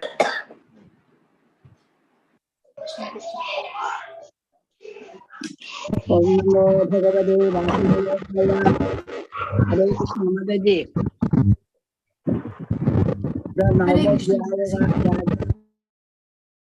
Mataji, please unmute yourself. Sharda Mataji. Okay okay. अथ नवमोऽध्यायः राजविद्याराजगुह्ययोगः। श्रीभगवानुवाच इदं तु ते गुह्यतमं प्रवेक्ष्यामज्ञसूयवे ज्ञानं विज्ञानसहितं यज्ञात्वा मोक्षसे अशुभात् राजविद्याराजगुह्यं पवित्रम् इदमुत्तमं प्रत्यक्षावगं धर्म्यं सुसुखं कर्तुमव्ययम् अश्रद्धदाना पुरुषा धर्मस्यास्य परं तपः अप्राप्य मां निवर्तन्ते मृत्युसंसारवर्त्मिने मया तदमिदं सर्वं जगदव्यक्तमूर्तिना मस्तानि सर्वभूतानि न चाहं तेषवस्थितः न चामस्तानि भूतानि पश्य मे योगमैश्वरं भूतप्रज्ञ च भूतस्थो ममात्मा भूतभावनः यदाकाशस्थितो नित्यं वायु सर्वत्र होमगान् तदा सर्वाणि भूतानि मस्तानित्युपधारय सर्वभूतानि कौन्तेय प्रकृतिं मामिकां कल्पक्षये पुनस्तानि कल्पादो विसृजाम्यहं प्रकृतिं स्वाम् अविष्टभ्य विसृजामि पुनः पुनः भूतग्रामम् इमकृष्णम् अवशं प्रकृतेर्वशात् न च मां तानि कर्माणि निबन्धनति धनज्ञया उदासीनवदासीनम् असक्तं तेषु कर्मसु मयाध्यक्षेण प्रकृति सूयते सचराचरं हेतुनानेन कौन्तेय जगद्विपरिवर्तते अवजानन्ति मां मूढा मानुषीतनुमाश्रितं परं भावम् अजानन्तो मम मूढा महेश्वरम् मोगाशा मोगकर्मणो मोगज्ञानाविजेतसः राक्षसी असुरीं चैव प्रकृते मोहिनीश्रिताः महात्मनास्तु मां पार्थ देवीं प्रकृतिमाश्रिताः भजन्त्यनन्यमनसो ज्ञात्वा भूतादिमव्ययम् सततं कीर्तयन्तो मां यदन्तच्चादृढाव्रतः नमस्यन्तच्च मां भक्त्या नित्ययुक्तामुपासते ज्ञानयज्ञेन चाभन्ये यजन्तो माम् उपासते एकत्वेन पृथक्तेन बहुधा विशदो मुखम् अहं क्रतुरहं यज्ञः स्वाद्वाहम् अमौषधम् मन्त्र अहम् एवाज्यम् अहमग्निरहं हुतं पिताहम् अस्य जगतो माता दाता पितामहः वेद्यं पवित्रमोङ्कार दिक्सामायजुरेव च गतिर्भर्ता प्रभु साक्षी गतिर्भर्ता प्रभु साक्षी निवासा शरणं सुहृत् प्रभवं प्रलयस्थानं निधानं बीजमव्ययं तवाम्यहं वर्षं निगृह्णामि सृजामि च अमृतं चैव मृत्युश्च सदसच्चाहमर्जुन दैवेद्य मां सोममापूत पापा यज्ञेरिष्टा स्वर्गदीपार्थयन्ते ते पुण्यमासाद्य सुरेन्द्रलोकम् अश्नन्ति दिव्यान् देवि देवभोगान् स्वर्गलोकं विशालं पुण्ये पुण्ये मर्त्यलोकं विशन्ति एवं त्रयी धर्ममनुप्रपन्ना यदा गदं कामकामा लभन्ते अनन्या चिन्तयन्तो मामेतानां पर्युपासते सानिध्यभियुक्तानां योगक्षेमं वहाम्यहम्। ये अभ्यन्य देवता भक्ता यजन्ते श्रद्धया निधाः ते अभिमाम् एव कौन्तेय यजन्त्याभिधिपूर्वकम्। अहं हि सर्वयज्ञानां भोक्तां च प्रभुरेव च न तु मामभिजानन्ति तत्त्वेनाश्चन्यवन्दिते यान्ति देवावृता देवान् पृथुन् यान्ति वृतावृताः भूतानि यान्ति भूतेषु यान्ति मत्याजिनो अभिमाम्। पत्रं पुष्पं फलं तोयं यो मे भक्त्या प्रयच्छति तदहं भक्त्युपकृतम् अश्नामि प्रयतात्मनः। यत्करोषि यदश्नासि यज्जुहोषि ददासि तत्तपस्यसि कौन्तेय तत्कुरुषामदर्पणम्। शुभाशुभाफलेरेवं मोक्षस्य कर्मबन्धनः संन्यासयोगयुक्तात्मा विमुक्तो माम् उपेक्षसि। सम्मोहं सर्वभूतेषु न मे देषु अस्ति न प्रियः ये भजन्ति तु मां भक्त्या मयि तेषु चाप्यहम्। अभिजे सुदुराचारो भजते माम् अनन्यभाक् साधुरेव समन्तव्य सम्यक् व्यवसितो हि सः।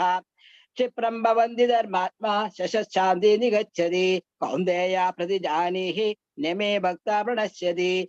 मां हि पार्थ विभाषिते येभिषु प्रापयो नहयः श्रियो वैश्योस्तदा शूद्रा तेभि यान्ति परां गतिः।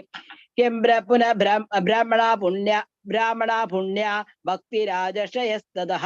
अनित्यम् असुखं लोकम् इमं प्राप्य भजस्व मां। मन्मना भव मद्भक्तो मध्याजी मां नमस्कुरु मामेवश्चसि युक्तेवम् आत्मानं मत्परायणः। ओम सत्सत् श्रीमद्भगवद्गीतासु उपनिषत्सु ब्रह्म विद्यायां योगशास्त्रे श्रीकृष्णार्जुन संवादे राजविद्या राजगुह्य योग नाम नवमोऽध्यायः। हरे कृष्णा हरे कृष्ण हरे कृष्ण कृष्ण कृष्ण हरे हरे हरे राम राम हरे हरे कृष्ण हरे राम हरे कृष्ण हरे कृष्ण।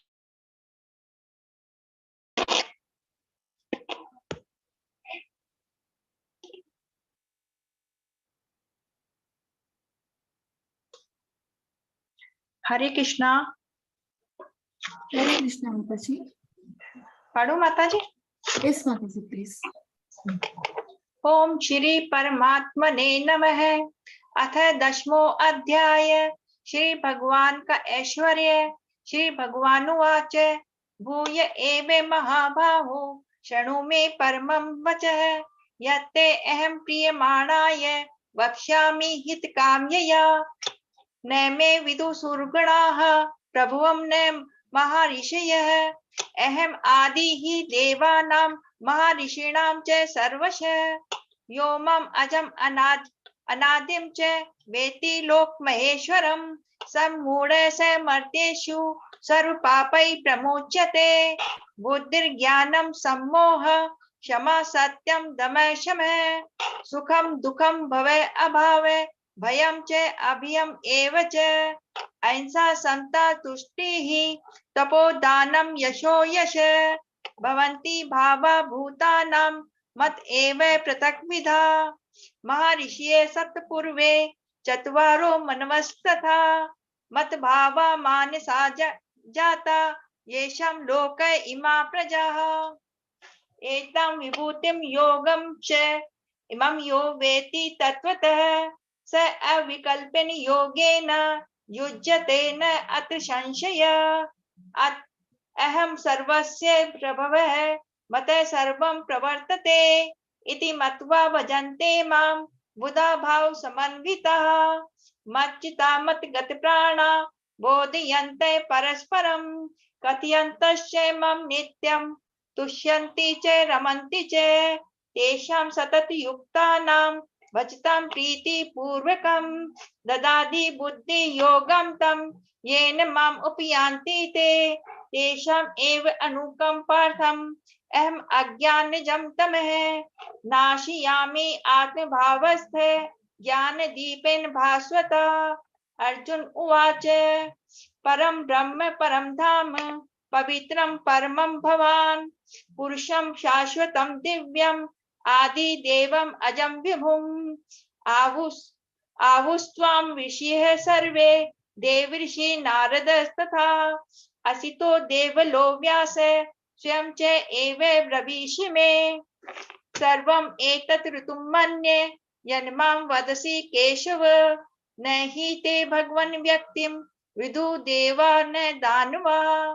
स्वयं एव आत्मना आत्मनं वेतत् स त्वं पुरुषोत्तम भूतभावन भूतेश देवे देवे जगत्पते वक्तुम् अर्षि अशेषेण दिव्या हि आत्मभूतय या विभूति भी लोकान् इमान् त्वं व्याप्य तिष्ठसि कथं विद्याम् अहं योगिं त्वां सदा परिचिन्तयन् केषु केषु च भावेषु चिन्त्य असि भगवन् मया विस्तीर्ण आत्मन योगं विभूतिं च जनार्दन भूय कथय तत्तिर्हि शृण्वतो न अस्ति मे अमृतम् श्री भगवानुवाच हन्त ते कथयिष्यामि दिव्या हि आत्मभूतय प्राधान्यत कुरुश्रेष्ठ न अस्ति विस्तरस्य मे अहम आत्मा गुडाकेश सर्वभूताशे स्थित एम आदिश्च मध्यम च भूतानाम अंत एव च आदित्यानाम एम विष्णु ज्योतिषां रवि अंशुमान् मरीचि मरुताम् अस्मि नक्षत्राणाम् अहं शशि वेदानां साम वेद अस्मि देवानाम् अस्मि वासवे इंद्रियाणां मन च अस्मि भूतानाम् अस्मि चेतना रुद्राणां शंकर च अस्मि वित्तेशो यक्ष रक्षसां वसुनां पावक च अस्मि मेरु शिखरीणाम् अहम् पुरोदिसां च मुख्यं मां विद्धि पार्थ बृहस्पतिं सेनानीनाम् अहम् स्कंद सरसाम् अस्मि सागर महर्षीणां भृगु अहम् गिराम् अस्मि एकम् अक्षरम् यज्ञानां जप यज्ञ अस्मि स्थावराणां हिमालय अश्वत्थ सर्ववृक्षाणां देव ऋषीणां च नारद गंधर्वाणां चित्ररथ सिद्धानां कपिलो मुनिः उच्च शंसम् अश्वानां विद्धि मम अमृत उद्भवम् ऐरावतं गजेन्द्राणां नराणां च नराधिपम् आयुधानाम् अहं व्रजम् धेनूनाम् अस्मि कामधुक प्रजन च अस्मि कंदर्प सर्पाणाम् अस्मि वासुकी अनन्तश्च अस्मि नागानां वरुणयादिसाम् अहम् पितॄणाम् अयर्मा च अस्मि यमे संयमताम् अहम् प्रह्लाद च अस्मि दैत्यानां काले कलयेताम् अहम् मृगाणां च मगेन्द्रो अहम् वैन्तेयश्च पक्षिणां पवन पवताम् अस्मि राम शस्त्रभृताम् अहम् जषाणां मकर च अस्मि ज्योतिषाम् अस्मि जाह्नवी सर्गाणाम् आदिर अन्तश्च मध्यम च एव अहम् अर्जुन अध्यात्म विद्या विद्यानां वाद प्रवक्ताम् अहम् अक्षराणाम् अकार अस्मि द्वन्द्व सामसिकस्य च अहम् एवाक्षय कालः धाता अहम् विश्वतो मुख मृत्यु सर्वश्च अहम् उद्भवश्च भविष्यताम् कीर्ति श्रीवाक् च नारीणां स्मृति मेधा दति क्षमा रसां तथा सामिनां गायत्री छन्दसाम् अहम् मासानां मार्गशीर्ष अहम् ऋतूनां सुमाकर द्यूतं चलयताम् अस्मि तेज तेजस्विनाम् अहम् जय अस्मि व्यवसायो अस्मि सत्वं सत्ववताम् अहम् वृष्णीनां वासुदेव अस्मि पाण्डवानां धनञ्जय मुनीनाम् अपि अहं व्यास कवीनाम् उषिना कवि दण्डो दम्यताम् अस्मि नीतिर् अस्मि जिगीषिताम् मौनं च एव अस्मि गुह्यानां ज्ञानं ज्ञानवताम् अहम् यच्च अपि सर्वभूतानां बीजं तत् अहम् अर्जुन न तत् अस्ति विना यत् स्यात् मया भूतं चराचरम् न अन्त अस्ति मम दिव्यानां भूतीनां परन्तप एष तु उद्देश्यते प्रोक्त भूते विस्तरे मया यत् यत् भूतिमत्सत्वं श्रीमत् ऊर्जितम् एव वा तत्तत् एव अवगच्छ त्वं मम तेजो अंश संभवम् अथवा बहुनेतेन किं ज्ञातेन तव अर्जुन विष्टभे अहम् इदं कृष्णम् एकाशेन स्थितो जगत् ओम तत्सत् इति श्रीमद् भगवत गीतासु उपनिषत्सु ब्रह्म विद्यायां योग शास्त्रे श्री कृष्णार्जुन संवादे भूति योगो नाम 10वां अध्याय। हरे कृष्णा कृष्ण कृष्ण हरे हरे राम राम राम राम राम हरे हरे हरे हरे राम कृष्ण हरे कृष्ण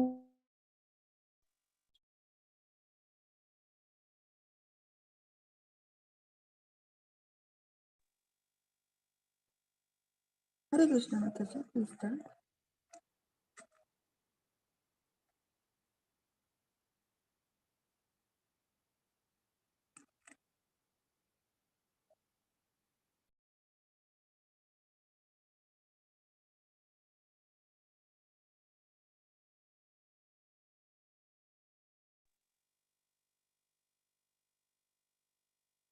हरे कृष्ण। ओम श्री परमात्मने नमः। अथ एकादशोऽध्यायः। अर्जुन उवाच मदनुग्रहय परमं गुह्यमर्थमसङ्गितं यत्युक्तं वचस्तेन मोहोऽयं विगतो मम भवापयो हि भूतानां श्रुतो विस्तरशो मया तत्कमलपत्राक्ष महत्म्यामपि च वयम् एवमेतत् यथार्थम् आत्मानं परमेश्वर द्रष्टुमिच्छामि ते रूपम् ऐश्वरं पुरुषोत्तम मन्नया द्रष्टुमिति प्रभो योगेश्वरो ततो मे त्वं दर्शय आत्मनम् अव्ययम्। श्रीभगवानुवाच पश्यामि पार्थरूपाणि शतशोऽथ सहस्रशः नानाविधानि दिव्यानि नानावर्णाकृतीनि च पश्यादित्यानि अश्विनि रुद्रान् अश्विनौ मरुतस्तथा बहुन्यदृष्टपूर्वाणि पश्चाश्चर्याणि भारत इहैकस्थं जगत् कृष्णं पश्याद्य सचराचरम् मम देहे गुडाकेश यच्चन्न द्रष्टुमिच्छसि न तु मां शक्यसे द्रष्टुं मनेनैव सचक्षुषा दिव्यं ददामि ते चक्षुः पश्यामि जोगमैश्वरम्। संजय उवाच एवं मुक्त्वा ततो राजन् महायोगेश्वरो हरिः दर्शयामास पार्थाय परमं रूपमैश्वरम् अनेकवक्त्रनयनम् अनेकाद्भुतदर्शनम् अनेकदिव्यभरणं दिव्यानेको यतायुथम् दिव्यमल्यम्बरधरं दिव्यगन्धानुलेपनम् सर्वश्चर्यमयं देवम् अनन्तं विश्वतोमुखम् दिवि सूर्यसहस्रस्य भवेत् जुगपदुत्थिता यदि भासदृशी सा स्याद् भासस्तस्य महात्मनः तत्रैकस्थं जगति कृष्णं विभक्तम् अनेकधा अपश्यद्देवदेवस्य शरीरे पाण्डवस्तथा ततः स विस्मयापिष्टः हिष्ठुरोमा धनञ्जयः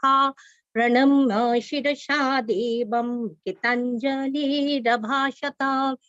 अर्जुन उवाच पश्यामि देवान् स्तवदेवदेहे सर्वांस्तथा भूतविशेषसङ्घान् ब्रह्माणमीशं कमलासनस्थं ऋषीं च सर्वान् उरगांश्च दिव्यान् अनेकबाहूदरवक्त्रनेत्रं पश्यामि त्वं सर्वतोऽनन्तरूपं नन्तं नमद्धं न पुनस्त्वबाधिं पश्यामि विश्वेश्वर विश्वरूप किरीटिनं गदिनं चक्रिणं च तेजोराशिं सर्वतो दीप्तिमन्तं पश्यामि त्वं दुर्निरीक्षं समन्तात् दीप्तानलर्कात्तुतिमप्रमेयं तमक्षरं परमं वेदितव्यं तमस्य विश्वस्य परं निधानं तमव्ययो शाश्वतधर्मगुप्ता सनातनस्तं पुरुषो मतो मे अनादिमध्यान्तमनन्तरूपम् अनन्तबीजं शशिसूर्यनेत्रं पश्यामि त्वं दीप्तहुताशवक्त्रं सतेजसा विश्वमिदं तपन्तं द्यावा पृथिव्योरिदमन्तरं हि व्यक्तं तयैकेन दिशश्च सर्वः दिष्टाद्भुतं रूपं उग्रं तवेदं लोकत्रयं प्रव्यथितं महात्मन् अमीहि त्वं सुरसङ्घापि सन्ति केचित् भीता प्राञ्जलयो गृह्णन्ति स्वस्तिर्युक्त्वा महर्षि सिद्धसङ्घाः स्तुवन्ति त्वं स्तुतिभिः पुष्कलाभिः रुद्रादित्या वशवो ये च सद्या विशेषिणो मरुतो चष्मपाश्च गन्धर्वयुक्षासुरसिद्धसङ्घाः वीक्षन्ति त्वं विस्मितश्चैव सर्वे रूपं महत्ते बहुवक्त्रनेत्रं महाबाहो बहुबाहुरुपादं बहुदरं बहुदंष्ट्रकरालं दृष्ट्वा लोका प्रव्यथितस्तथाहं नभस्पृशं दीप्तमनेकवर्णं व्यत्याननं विशालनेत्रं दृष्ट्वा हि त्वं प्रव्यथितन्तरात्मा धृतिं न विन्दामि क्षमं च विष्णु दंष्ट्रकरालानि च ते मुखानि दृष्ट्वैव कालानलसन्निभानि दिशो न जाने न लभे च शर्म प्रसीद देवेश जगन्निवास अमी च त्वं धृतराष्ट्रस्य पुत्रः सर्वे सहैवावनिपालसङ्घैः भीष्मो द्रोणो सुतपुत्रस्तथाशो सहस्मदीयैरुपि योधमुख्यैः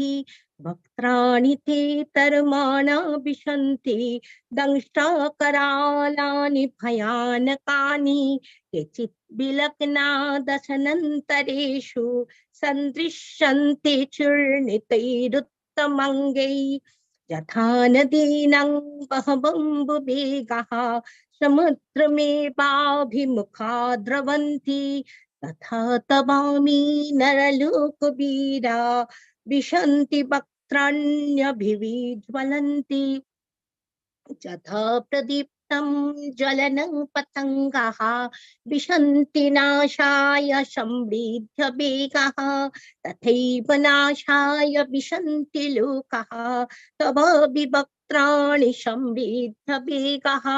लिलीहसे ग्रसमान समन्तात् लोकन् समक्रन् वदने चलद्भिः तेजोभिरापूर्य जगत् समग्रं भासस्तुभुक्रापतपन्ति विष्णु आख्याहि मे को भवनुग्ररूपः नमस्तुस्ते देववर प्रसीद विज्ञातुमिच्छामि भवन्तमद्यं नहि प्रजानामि तव प्रवृत्तिं श्रीभगवानुवाच कालोऽस्मि लोकक्षयकृत् प्रवृद्धः लोकन् समाहर्तुमिह प्रवृत्तः रीतेऽपि त्वं न भविष्यन्ति सर्वे एव स्थिता प्रत्यनीकेषु योधाः तस्मात् तमोत्तिष्ठ यशो लभस्व जित्वा शत्रून् भुङ्क्ष्व राज्यं समृद्धम् पृष्ठं मयि वेते निहता पुरममेव निमित्तमात्रं भव शब्दशाचिन् रणं च भीष्मं च जयद्रथं च कर्णं तथन्यानपि योधवीरान् मया हतं स्वं जहिमा प्रतिष्ठा युद्धस्य जेता शिरणे शपत्नन् संजय उवाच एतत् श्रुत्वा वचनं केशवस्य कृताञ्जलिर्वेपमानो किरीटी नमस्कृत्वा भूय एवाह कृष्णं सगद्गदं भीत प्रणम्य अर्जुन उवाच स्थाने ऋषिकेश तव प्रकीर्त्या जगत्प्रहिष्यत्यनुरज्यते च रक्षंसि भीतानि दिशो द्रवन्ति सर्वे नमस्यन्ति च सिद्धसङ्घा कस्मश्च तेन नमिरन्महात्मन् गरीयसे ब्रह्मणोऽप्याधिकर्ते अनन्तदेवेश जगन्निवास तत्तमक्षरं तत्सदशत्तत्परं यत् त्वमादिदेव पुरुष पुराणः तमस्य विश्वस्य परं निधानं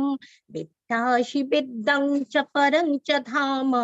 त्वया ततं विश्वम् अनन्तरूपा वायुर्यमो यज्ञवरुण शशाङ्कः प्रजापतिस्तं पितामहश्च नमो नमोऽस्तेऽस्तु सहस्रकृत्वः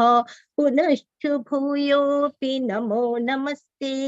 नमो पुरस्तादथ पृष्ठतस्ते नमोस्तुस्ते सर्वतैव सर्वो अनन्तबीजं मितविक्रमस्त्वं सर्वं समप्नोषि ततोषि सर्वः सखीति मत्वा पशुभं हे कृष्ण हे दादभे सखीति अजानता महिमानं तवेदं मया प्रमादात् प्रणयेन वापि जच्छाहासार्थम् असत्कृतोषि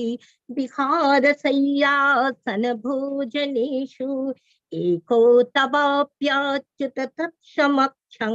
तच्छमाये त्वम् अहम् अप्रमेयम् पितासि लोकस्य चराचरस्य त्वमस्य पूज्यस्य गुरुर्गरीयान् न तत्समोस्तभ्यधिको कुत्वन्नो लोकत्रये प्रतिमा प्रभाव तस्मात् प्रणम्य प्रणिधाय कायं प्रसादये त्वम् अहं मयि संविदायं पितेव पुत्रस्य सखेव शक्कुः प्रियो प्रिययार्हसि देव षड्ढुम् अदृष्टपूर्वं हिषतस्मितिष्ट्वा भयेन च प्राप्यथितं मनो मे तदेव मे दर्शय देवरूपं प्रसीद देवेश जगन्निवास किरीटिनं गदिनं चक्रहस्तम् इच्छामि त्वं द्रष्टुमहं तथैव तेनैव रूपेण चतुर्भुजेन सहस्रबाहो भव विश्वोर्मूर्ते श्रीभगवानुवाच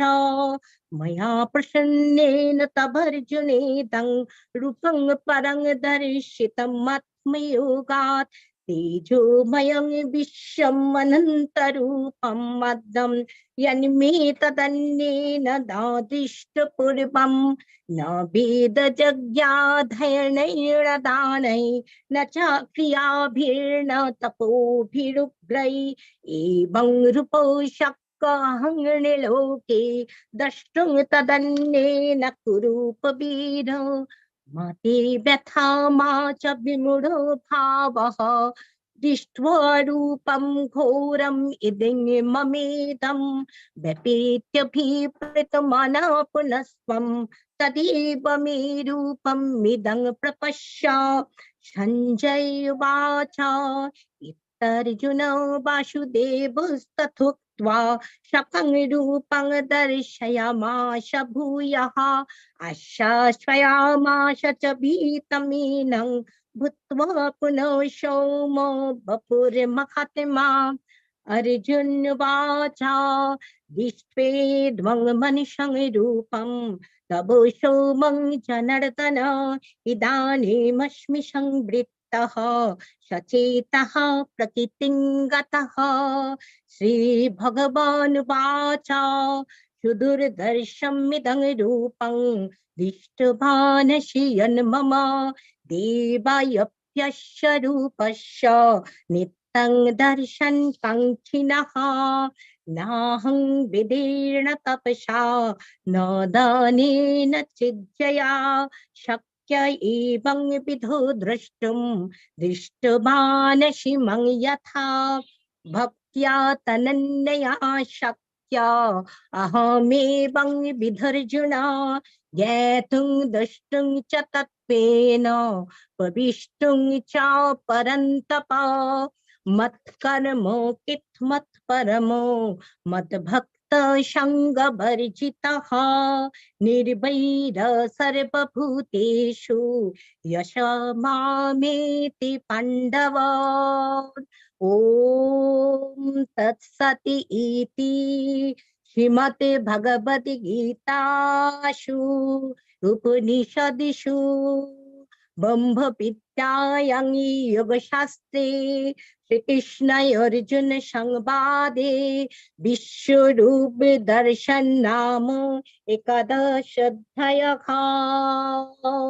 हरे कृष्ण। कृष्ण कृष्ण कृष्ण हरे हरे राम राम राम हरे हरे कृष्ण राम राम हरे हरे हरे कृष्ण कृष्ण हरे हरे हरे राम हरे राम। भक्ति योगम।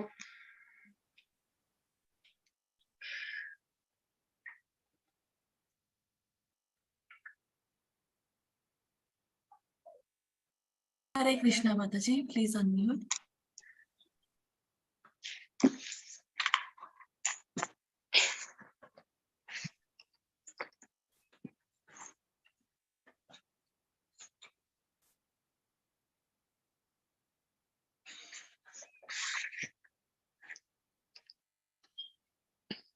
Hare Krishna Bhagya Lakshmi Mataji. Can you please unmute yourself? Yes. हरे कृष्ण माताजी। Hare Krishna.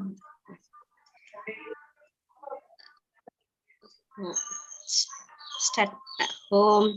श्री परमात्मने नमः। अथ द्वादशोऽध्यायः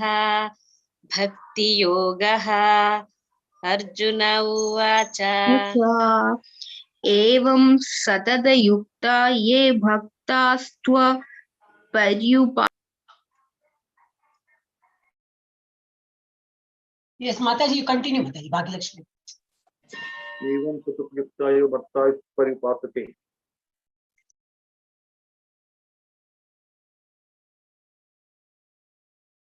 Yes, you continue, Mataji. Bhagilakshmi, Mataji. I'm not able to unmute. 1 minute. Yeah, just 1 minute, Mataji. Yeah, now you're unmuted. ये चाप्यक्षरमव्यक्तं तेषां के योगवित्तमः। श्रीभगवानुवाच मय्यवेश्य मनो हेमां नित्ययुक्ता उपासते श्रद्धया परयोपेताः ते मे युक्ततमा मताः। ये त्वक्षरमनिर्देश्यम् अव्यक्तं पर्युपासते सर्वत्र गमचिन्त्यं च कूटस्थः मचलं ध्रुवम्। सन्नियम्येन्द्रियग्रामं सर्वत्र समबुद्धया ते प्राप्नुवन्ति मामेव सर्वभूतहिते रताः। क्लेशोदिगतरस्तेषाम् अव्यक्तः सक्तचेतसाम् अव्यक्त हि गतिर्दुःखम् देहवद्भिरवाप्यते हेतु सर्वाणि कर्माणि मयि सन्न्यस्य मत्पराः अनन्येनैव योगेन मां ध्यायन्त उपासते तेषामहं समुद्धर्ता मृत्युसंसारसागरात् भवामि न चिरत् पार्थ मय्यवेशितचेतसाम् मय्येव मनः दत्स्व मयि बुद्धिं निवेशय निवसिष्यसि मय्येव हत ऊर्ध्वं न संशयः अत चित्तं समादातुं न शक्नोषि मयि स्थिरम् अभ्यासयोगेन ततो मामि चाप्तुं धनञ्जय अभ्यासेऽप्यसमर्थोऽसि मत्कर्म परमो भव मदर्थमपि कर्माणि कुर्वन् सिद्धिमवाप्स्यसि अतैतदप्यशक्तोऽसि कर्तुं मद्योगमाश्रितः सर्वकर्मफलत्यागं ततः कुरु यतात्मवान् श्रेयो हि ज्ञानमभ्यासात् ज्ञानध्यानं विशिष्यते त्यागञ्चन्तिरनन्तरं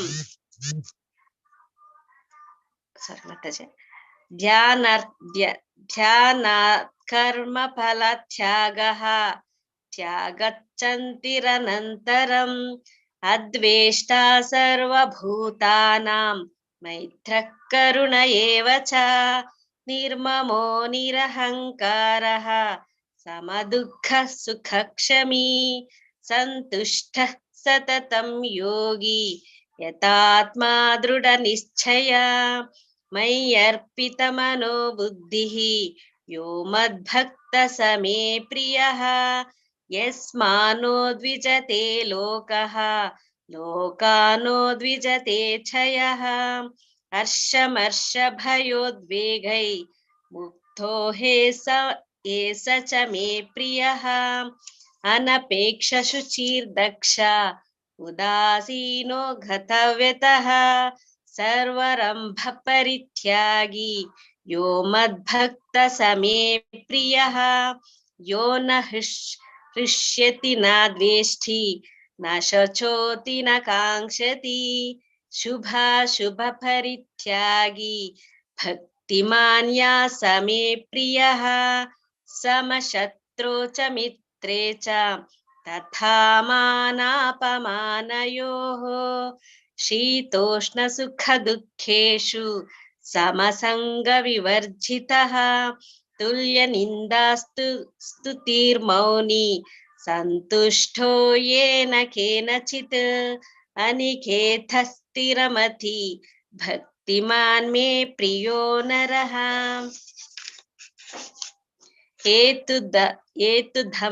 धर्म्यामृतमिदं यतोक्तं पर्युपासते श्रद्धधानामत्परमः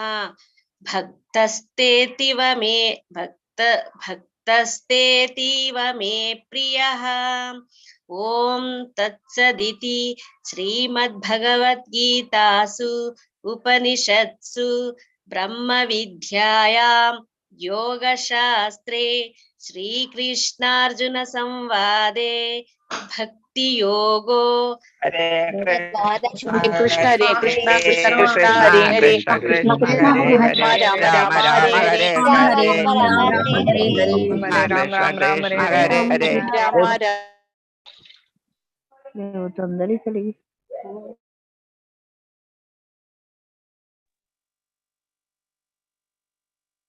हरे कृष्ण माता जी। Yes, go ahead. अथ त्रयोदशोऽध्यायः क्षेत्र क्षेत्रज्ञ विभाग योगः। श्री भगवानुवाच इदं शरीरं कौन्तेय क्षेत्रमित्यभिधीयते एतद्यो वेत्ति तं प्राहुः क्षेत्रज्ञ इति तद्विदः। क्षेत्रज्ञञ्चापि मां विद्धि सर्वक्षेत्रेषु भारत क्षेत्रक्षेत्रज्ञयो ज्ञानं यत्तज्ज्ञानं मतं मम तत्क्षेत्रं यच्च यादृक् च यद्विकारयतश्च यत् स च यो यत्प्रभावश्च तत्समासेन मे शृणु ऋषिभिर्बहुधा गीतं छन्दोभिर्विविधैः पृथक् ब्रह्मसूत्रपदैश्चैव हेतुमद्भिर्विनिश्चितैः महाभूतान्यहङ्कारो बुद्धिरव्यक्तमेव च इन्द्रियाणि दशैकञ्च पञ्चचेन्द्रियगोचराः इच्छा द्वेषः सुखं दुःखं सङ्घातश्चेतना धृतिः एतत् क्षेत्रं समासेन सविकारमुदाहृतम् अमानित्वमदम्बित्वम् अहिंसा क्षान्तिरार्जवम् आचार्योपासनं शौचं स्थैर्यमात्मविनिग्रहः इन्द्रियार्थेषु वैराग्यम् अनहङ्कारमेव च जन्म मृत्युजरा व्याधि दुःखदोषानुदर्शनम् असक्तिरनभिष्टङ्गः पुत्रदारगृहादिषु नित्यं च समचित्तत्वम् इष्टानिष्टोपपत्तिषु मयि चानन्ययोगेन भक्तिरव्यभिचारिणी विविक्तदेशसेवित्वम् अरतिर्जनसंसदि अध्यात्माज्ञाननित्यत्वम् तत्त्वज्ञानार्थदर्शनम् एतज्ज्ञानमिति प्रोक्तम् अज्ञानं यततोऽन्यथा ज्ञेयं यत्तत् प्रवक्ष्यामि यज्ञात्वामृतमश्नुते अनादिमत्परं ब्रह्म न सत्तन्नासदुच्यते सर्वतः पाणिपादं तत् सर्वतोक्षिशिरोमुखं सर्वतः श्रुतिमल्लोके सर्वमावृत्य तिष्ठति सर्वेन्द्रियगुणाभासं सर्वेन्द्रियविवर्जितम् असक्तं सर्वभृच्छैव निर्गुणं गुणभोक्तृ च बहिरन्तश्च भूतानाम् अचरं चरमेव च सूक्ष्मत्वात् तदविज्ञेयं दूरस्थं चान्तिके च तत् अविभक्तं च भूतेषु विभक्तमिव च स्थितं भूर्तभृत् च तज्ज्ञेयं ग्रसिष्णुप्रभविष्णु च ज्योतिषामपि तज्ज्योतिः तमसः परमुच्यते ज्ञानं ज्ञेयं ज्ञानगम्यं हृदि सर्वस्य विष्ठितम् इति क्षेत्रं तथा ज्ञानं ज्ञेयं चोक्तं समासतः मद्भक्त एव द्विज्ञाय मद्भावायोपपद्यते प्रकृतिं पुरुषं चैव विध्यनादि उभावपि विकारांश्च गुणाश्चैव विद्धि प्रकृतिसम्भवान् कार्यकारणकर्तृत्वे हेतुप्रकृतिरुच्यते पुरुषः सुखदुःखानां भोक्तृत्वे हेतुरुच्यते पुरुषः प्रकृतिस्थो हि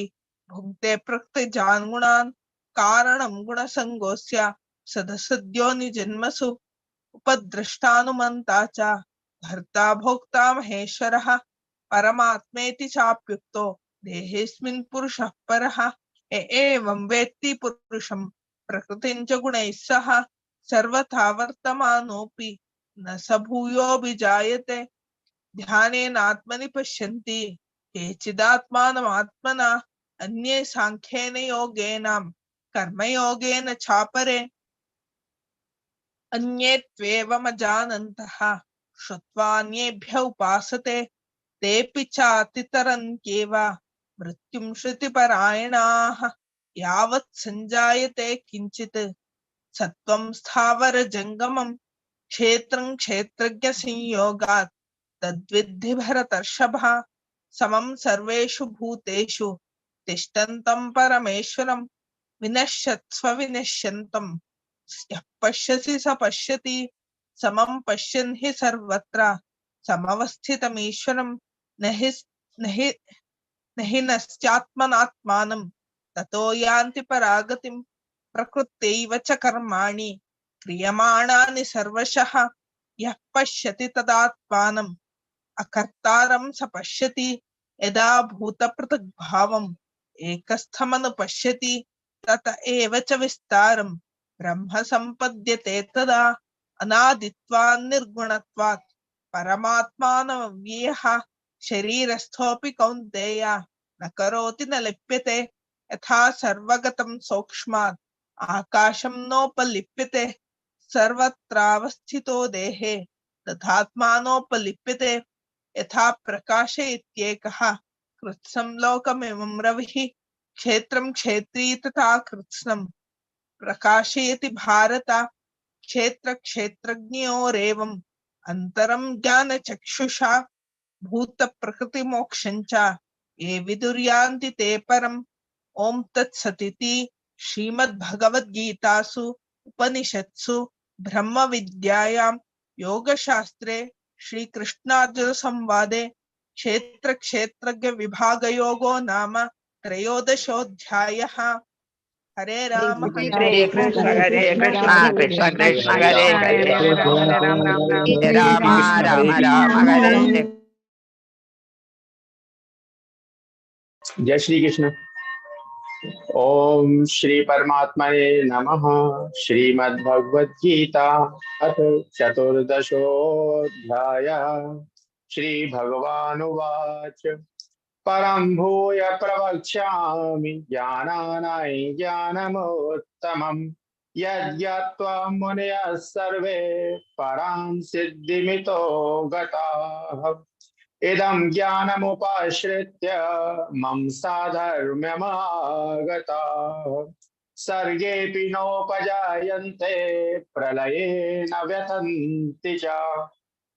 मम योनिर्महद्ब्रह्म तस्मिन् गर्भं दधाम्यहम् सम्भवः सर्वभूतानां ततो भवति भारत सर्वयोनिषु कौन्तेय मूर्तयः सम्भवन्ति याः तासां ब्रह्म महद्योनिरहं बीजप्रदः पिता सत्त्वं रजस्तम इति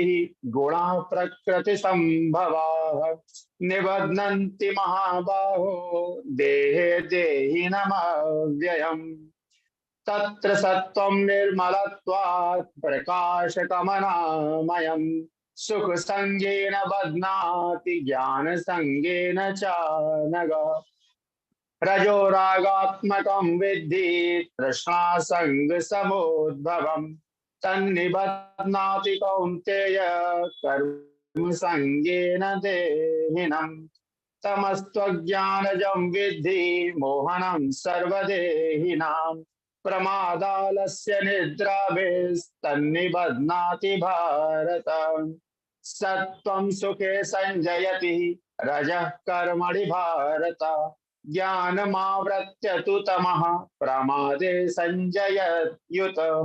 रजस्तमश्च विभूय सत्त्वं भवति भारत रजः सत्त्वं तमश्चैव तमः सत्त्वं रजस्तथा सर्वद्वारेषु योदेहेऽस्मिन् प्रकाश उपजायते ज्ञानं यदा तदा विद्यात् बिभ्रदं सत्त्वमित्युत लोभः प्रवृत्तिरारम्भः कर्मणां समस्पृहा रजस्यैतानि जायन्ते विभ्रदे भरतर्षभ अप्रकाशो प्रवृत्तिश्च प्रमादो मोहः च तमस्यैतानि जायन्ते विभ्रदे कुरु नन्दनः यदा सत्त्वे प्रवृद्धे तु प्रलयं याति देहभृत् तदोत्तम विदान् लोकान् अमलान् प्रतिपद्यते रजसि प्रलयं गत्वा कर्म संगिषु जायते तथा प्रलीनस्तमसि मूढयोनिषु जायते कर्मणः सुकृतस्याहुः सात्विकं निर्मलं फलम् रजसस्तु फलं दुःखम् अज्ञानं तमसः फलम् सत्त्वात् संजायते ज्ञानं रजसो लोभ एव च प्रमादमोहौ तमसो भवतो ज्ञानमेव च ऊर्ध्वं गच्छन्ति सत्त्वस्था मध्ये तिष्ठन्ति राजसा जगन्निगूढवृत्तिस्था अधो गच्छन्ति तामसाः नान्यं गुणेभ्यः कर्तारैः यदा द्रष्टानुपश्यति गुणेभ्यश्च परं वेत्ति मद्भावं सोऽधिगच्छति गुणान्नेतानतीत्येति देहि देहसमुद्भवान् जन्म मृत्युजरा दुःखैर्विमुक्तोऽमृतमश्नुते। अर्जुन उवाच कैर्लिङ्गे स्त्रीन् गुणान्नेतान् अतीतो भवति प्रभो किमाचारः कथयिष्यतां स्त्रीन् गुणान् अतिवर्तते। श्री भगवान उवाच प्रकाशै च प्रवृत्तिं च मोहमेव च पाण्डव न द्वेष्टि सम्प्रवृत्तानि न निवृत्तानि काङ्क्षति उदासीन वदासीनो गुणेभ्यो न विचाल्यते गुणा वर्तन्त इत्येव योऽवतिष्ठति नेङ्गते समदुःखसुखस्वस्थः समश्लोष्टाश्मकाञ्चनः तुल्यप्रिया प्रियो धीरस्तुल्यनिन्दात्मसंस्तुतिः मानापमानयो तुल्यो मित्रारिपक्षयोः सर्वारंभ परित्यागी गुणातीतः स उच्यते माञ्च यो व्यवचारेण भक्तियोगेन सेवते सगुणां समतीत्येतान् ब्रह्म भूयाय कल्पते ब्रह्मणो हि प्रतिष्ठाहम् अमृतस्य व्यवस्य च शाश्वतस्य च धर्मस्य सुखस्य एकान्तिकस्य च। ओम तत्सदिति श्रीमद्भगवद्गीतासु उपनिषत्सु ब्रह्म विद्यायां योग शास्त्रे श्री कृष्णार्जुन संवादे गुणत्रय विभाग योगो नाम चतुर्दशोऽध्यायः। हरे राम राम राम हरे हरे राम राम राम हरे कृष्ण कृष्ण कृष्ण हरे हरे राम राम।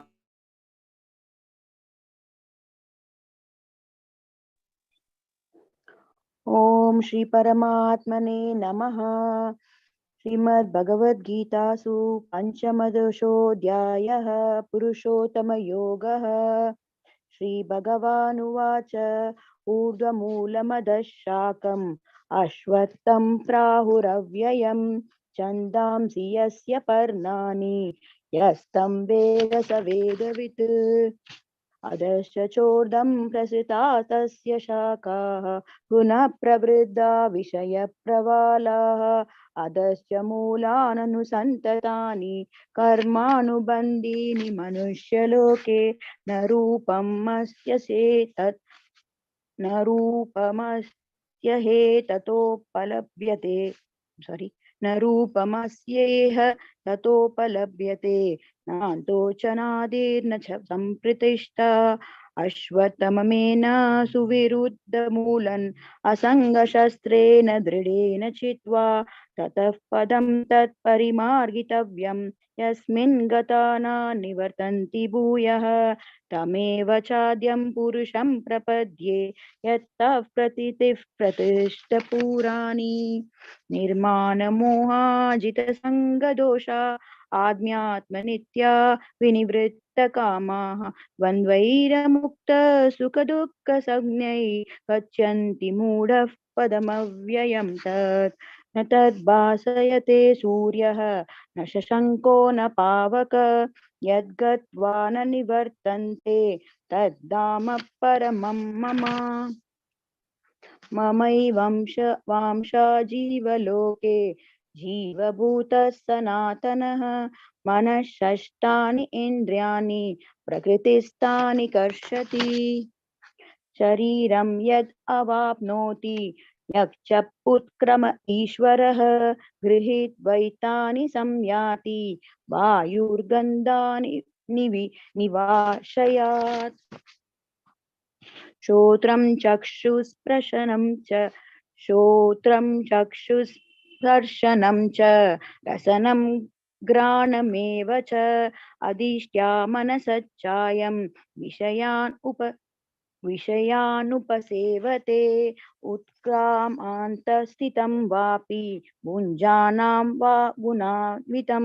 विमूढानानुपश्यन्ति पश्यन्ति ज्ञानचक्षुष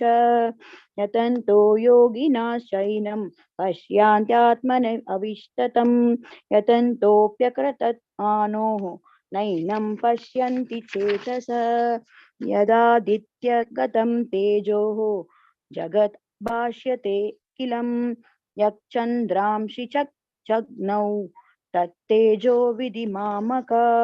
गामा विषय च भूतानि धारायाम्यहं मोजस पुष्णानि चौषधि सर्वः सोमो भूत्वा रसात्मका अहं वैश्वानरो भूत्वा प्राणिनां देहमाश्रितः प्राणापानसमायुक्तः पाच्म्यायन्नं चतुर्विधं सर्वस्य चाहं हृदि सन्निविष्टः मत्तस्मृतिर्ज्ञानम् अपोहनं च वेदैश्च सर्वैः अहमेव वेद्य वेदान्तकृद्वेदविद् एव चाहम् द्वविमौ पुरुषस्लोके शराचक्षर एव च शरा सर्वाणि भूतानि कूटस्थोऽक्षर उच्यते उत्तमं पुरुषः तवनयः रामत्ये उदाहृता यो लोकात्रयमविश्य विवित्य अव्यय ईश्वर यस्माक्षरमतीत्योऽहम् अक्षरात् अपि चोत्तमः अतोऽस्मि लोके वेदे च प्रथितः पुरुषोत्तम यो माम् एव समुद्धोः ज्ञानति पुरुषोत्तम स सर्वविद् भजति मां सर्वभावेन भारत इति गुह्यतमं शास्त्रम् इदम् उक्तं मया नघ एतद् बुद्ध्वा बुद्धिमान् स्यात् कृतकृतश्च भारत ओम तत्सदिति श्रीमद्भगवद्गीतासु उपनिषत्सु ब्रह्म विद्यायां योगशास्त्रे श्रीकृष्णार्जुन संवादे पुरुषोत्तम योगः पंचदशोऽध्यायः। हरे कृष्ण हरे कृष्ण कृष्ण कृष्ण हरे हरे हरे राम राम राम हरे।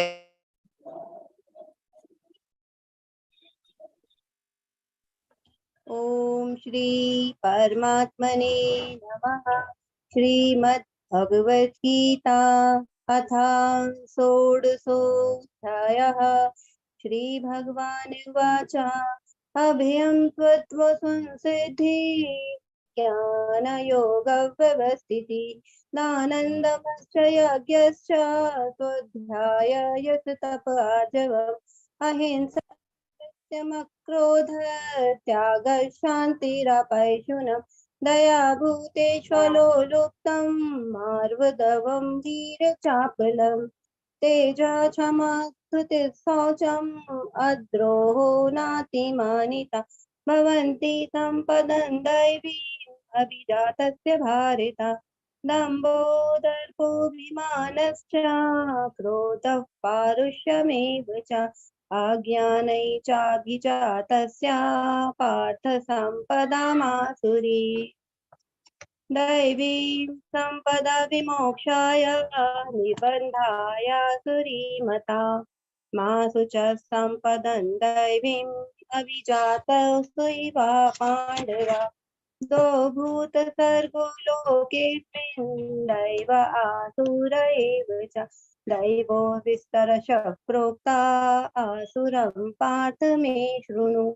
प्रवृत्ति च निवृत्ति च जनाना विदुरासुरा न शौचं नापि चाचारो न सत्यन्तेषु विद्यते असत्यमप्रतिष्ठन्ते जगदाहरनीश्वरम् अपरस्परं सम्भूतं किमन्यत् कामहैतुकम् एतान् दृष्टिमवष्टभ्यं नष्टात्मानो लपबुद्धया प्रभवन्त्युग्रकर्माणा क्षयाय जगतो हिताः काममाश्रित्य दुष्पूरन्नम्भामानमदान्विताः मोहात् गृहीत्वा सद्ग्राहान् प्रवर्तन्ते शुचिव्रताः चिन्तामापरिमैचा प्रलयन्तामुपाश्रिताः कामपभोगपरिमा एतावदति निश्चिताः आशापाशशतैर्बद्धा कामक्रोधपरायणाः ईहन्ते कामभोगार्थम् अन्यायेनार्थसञ्चयान् इदमद्य लब्धम् इमं प्राप्स्ये मनोरथम् इदमस्तीदमपि मे भविष्यति पुनर्धनम् असौ मया हतः शत्रुर्हनिष्ये चापरानपि ईश्वरोऽहमहं भोगी सिद्धोऽहं बलवान् सुखी आढ्यो विजनावानस्मि पौण्योऽस्ति सृदशो मया यक्षे दास्यामि मोदिष्या इत्यज्ञानमोहिता विमोहिता अनेकचित्तविभ्रान्ता मोहजालसमावृता प्रसक्ता कामभोगेषु पतन्ति नरकेषु च आत्मसम्भाविता स्तब्धा धनमानमदान्विता त्यजन्ते नाम यज्ञैस्ते दम्भेन विधिपूर्वकम् अहंकारं बलं दर्पं कामं क्रोधं च संश्रिता मामात्मा परादेहेषु प्रदिशन्तो भयसूयकाः तानहं द्विषकुरान् संसारेषु नराधमान् क्षिपाम्यजसरामाशुभाम् आसुरीष्वेव योनिषु आसुरीं योनिमापन्ना मूढा जन्मनि जन्मनि मामप्राप्यैव कौन्तेय ततो यान्त्यधमां गतिम् त्रिविधं नरकस्येदन्द्वारन्नासानमात्मना कामा क्रोध तथा लोभ तस्मादेतत्त्रयं त्यजेत् एतैर्विमुक्तः कौन्तेय तमोद्वारे त्रिभिर्नराः आचरत्यात्मनः श्रेय ततो यान्ति परां गतिम् यः शास्त्रविधिमुत्सृज्य वर्तते कामकारतः न स सिद्धिमवाप्नोति न सुखं न परां गतिम् तस्मात् शास्त्रं प्रमाणन्ते कार्यकार्यव्यवस्थितौ ज्ञात्वा शास्त्रविधानोक्तं कर्म कर्तुमिहार्हसि ॐ तत्सदिति श्रीमद्भगवद्गीतासु उपनिषत्सु ब्रह्मविद्यायां योगशास्त्रे श्रीकृष्णार्जुन संवादे देवासुरा सम्पद्विभागयोगो नाम षोडशोऽध्यायः श्रीकृष्णार्पणमस्तु हरे कृष्ण कृष्ण हरे कृष्ण कृष्ण कृष्ण हरे राम राम राम हरे हरे राम हरे हरे हरे हरे हरे कृष्ण माताजी। ओम श्री परमात्मने नमः। अथ सप्तदशोऽध्यायः श्रद्धात्रय विभाग योगः। अर्जुन उवाच ये शास्त्रविधिमुत्सृज्य यजन्ते श्रद्धयान्विताः तेषां निष्ठा तु का कृष्ण सत्त्वमाहो रजस्तमः। श्रीभगवान् उवाच त्रिविधा भवति श्रद्धा देहिनां सा स्वभावजा सात्विकी तामसी चेति तां शृणु। सत्त्वानुरूप सर्वस्य श्रद्धा भवति भारत। श्रद्धामयोऽयं पुरुषो यो यच्छ्रद्धस्त एव सः। यजन्ते सात्विका देवान् यक्षरक्षांसि राजसाः प्रेतान् भूतगणांश्चान्ये यजन्ते तामसा जनाः अशास्त्रविहितं घोरं तप्यन्ते ये तपो जनाः दम्भाहङ्कारयुक्ताः कामरागबलान्विताः कर्षयन्तः शरीरस्थं भूतग्राममचेतसः मां चैवान्तः शरीरस्थं तान् विद्यासुरनिश्चयान् आहारास्त्वपि सर्वस्य त्रिविधो भवति प्रियः यज्ञस्तपास्तथा दानं तेषां भेदमिमं शृणु आयुः सत्त्वबलारोग्य सुखप्रीतिविवर्धनाः रस्या स्निग्धा स्थिरा हृद्या आहारा सात्विकप्रियाः कट्वं ललवणात्युष्ण तीक्ष्णरूक्ष विदाहिनः आहारा राजसस्येष्टा दुःखशोकामयप्रदाः यातयामं गतरसं पूतिपर्युषितं च यत् उच्छिष्टमपि चामेध्यं भोजनं तामसप्रियम् अफलाकाङ्क्षिभिर्यज्ञो विधिदृष्टो य युज्यते यस्तेव मे वेति मनः समाधाय सात्विकः अभिसन्धाय तु फलं दम्भार्थमपि चैव यत् युज्यते भरतश्रेष्ठा तं यज्ञं विद्धि राजसं विधिहीनमसृष्टान्नं मन्त्रहीनमदक्षिणं श्रद्धाविरहितं यज्ञं तामसं परिचक्षते देवद्विजगुरुप्राज्ञपूजनं शौचमार्जवं ब्रह्मचर्यामहिंसा च शारीरं तप उच्यते अनुद्वेगकरं वाक्यं सत्यं प्रियहितं च यत् स्वाध्यायाभ्यसनं चैव वाङ्मयं तप उच्यते मनः प्रसादः सौम्यत्वं मौनमात्मविनिग्रहः भावसंसिद्धरित्येतत् ततो मानसमुच्यते श्रद्धया परया तप्तं तपस्तत्त्रिविधं नरैः अफलाकाङ्क्षिभिर्युक्तैः सात्विकं परिचक्षते सत्कारमानपूजार्थं तपोदम्भेन चैव यत् क्रियते तदिह प्रोक्तं राजसं चलमध्रुवम् मूढग्राहेणात्मनो यत् पीडया क्रियते तपः परस्योत्साधनार्थं वा तत्तामसमुदाहृतं दातव्यमिति यद्धानं हीयतेनुपकारिणे देशे काले च पात्रे च तद्धानं सात्विकं स्मृतम् यत्तु प्रत्युपकारार्थं फलमुद्दिश्य वा पुनः हीयते च परिक्लिष्टं तद्धानं राजसं स्मृतम् अदेशकाले यद्धानम् अपात्रेभ्यश्च दीयते असत्कृतमवज्ञातं तत्तामसमुदाहृतम् ॐ तत्सदिति निर्देशो ब्रह्मण्यस्त्रिविधः स्मृतः ब्राह्मणास्तेन वेदाश्च यज्ञाश्च विहिताः पुराम् तस्मादोमित्युदाहृत्य यज्ञदाना तपः क्रियाः प्रवर्तन्ते विधानोक्ताः सततं ब्रह्मवादिनां तदत्यनभिसन्धाय फलं यज्ञतपः क्रियाः दानक्रियाश्च विविधाः क्रियन्ते मोक्षकाङ्क्षिभिः सद्भावे साधुभावे च सदित्येतत् प्रयुज्यते प्रशस्ते कर्मणि तथा सच्छब्द पार्थ युज्यते यज्ञे तपसि दाने च स्थितिस्तदपि चोच्यते कर्म चैव तदर्थीयं सदित्येवाभिधीयते अश्रद्धया कृतं दत्तं तपस्तप्तं कृतं च यत् असदित्युच्यते पार्थ स च तत्प्रेत्यनो इह ॐ तत्सदिति श्रीमद्भगवद्गीतासु उपनिषत्सु ब्रह्मविद्यायां योगशास्त्रे श्रीकृष्णार्जुन संवादे श्रद्धात्रय विभाग योगो नाम सप्तदशोऽध्यायः हरे कृष्ण हरे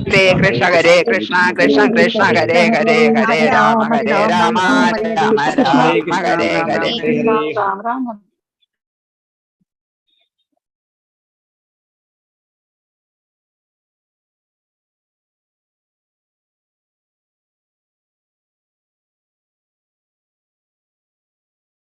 Hare Krishna, Aditya Narayan Mataji.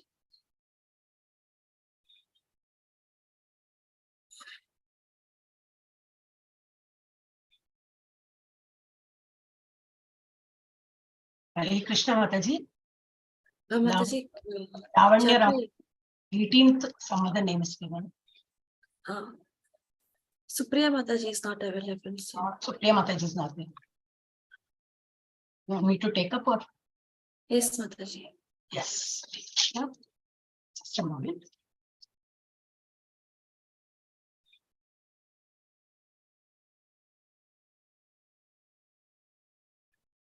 Mataji, please unmute. Hare Krishna.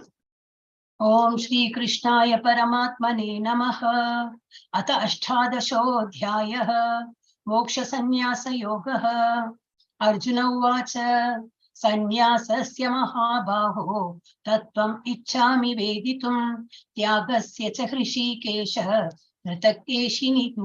Nishudana. Shri Bhagavan Uvacha. Kamyanam karmanam nyasam. Sannyasam kavayo viduhu. Sarvakarma phalatyagam prahustyagam vichakshanaha tyajyam dosha videtyeke karma prahurmanishinaha yajnadana tapakarma natyajyam iti chapare nischayam shrunu me tatra tyage bharata sattama tyago hi purusha vyagra trividha samprakirtitah yajnadana tapakarma Natyajyam karyam evatat yajnodhanam tapaschaiva pavanani manishinam etanyapitu karmani sangatyaktva phalani cha kartavyani iti me partha nishchitam matam uttamam niyatasya tu sannyasah karmano nopapadyate mohatasya parityagah तामसः परिकीर्तितः दुःखम् इत्येव यत्कर्म कायक्लेशभयात् त्यजेत् सकृत्वा राजसं त्यागं नैव त्यागफलं लभेत् कार्यमित्येव यत्कर्म नियतं क्रियते अर्जुन सङ्गत्यक्त्वा फलं चैव सत्यागः सात्विको मतः न द्वेष्य कुशलं कर्म कुशलेनानुषज्यते त्यागी सत्त्वसमाविष्टः मेधावी छिन्न संशयः न हि देहभृता शक्यं त्यक्तुं कर्मण्यशेषतः यस्तु कर्मफलत्यागी सत्यागीत्यभिधीयते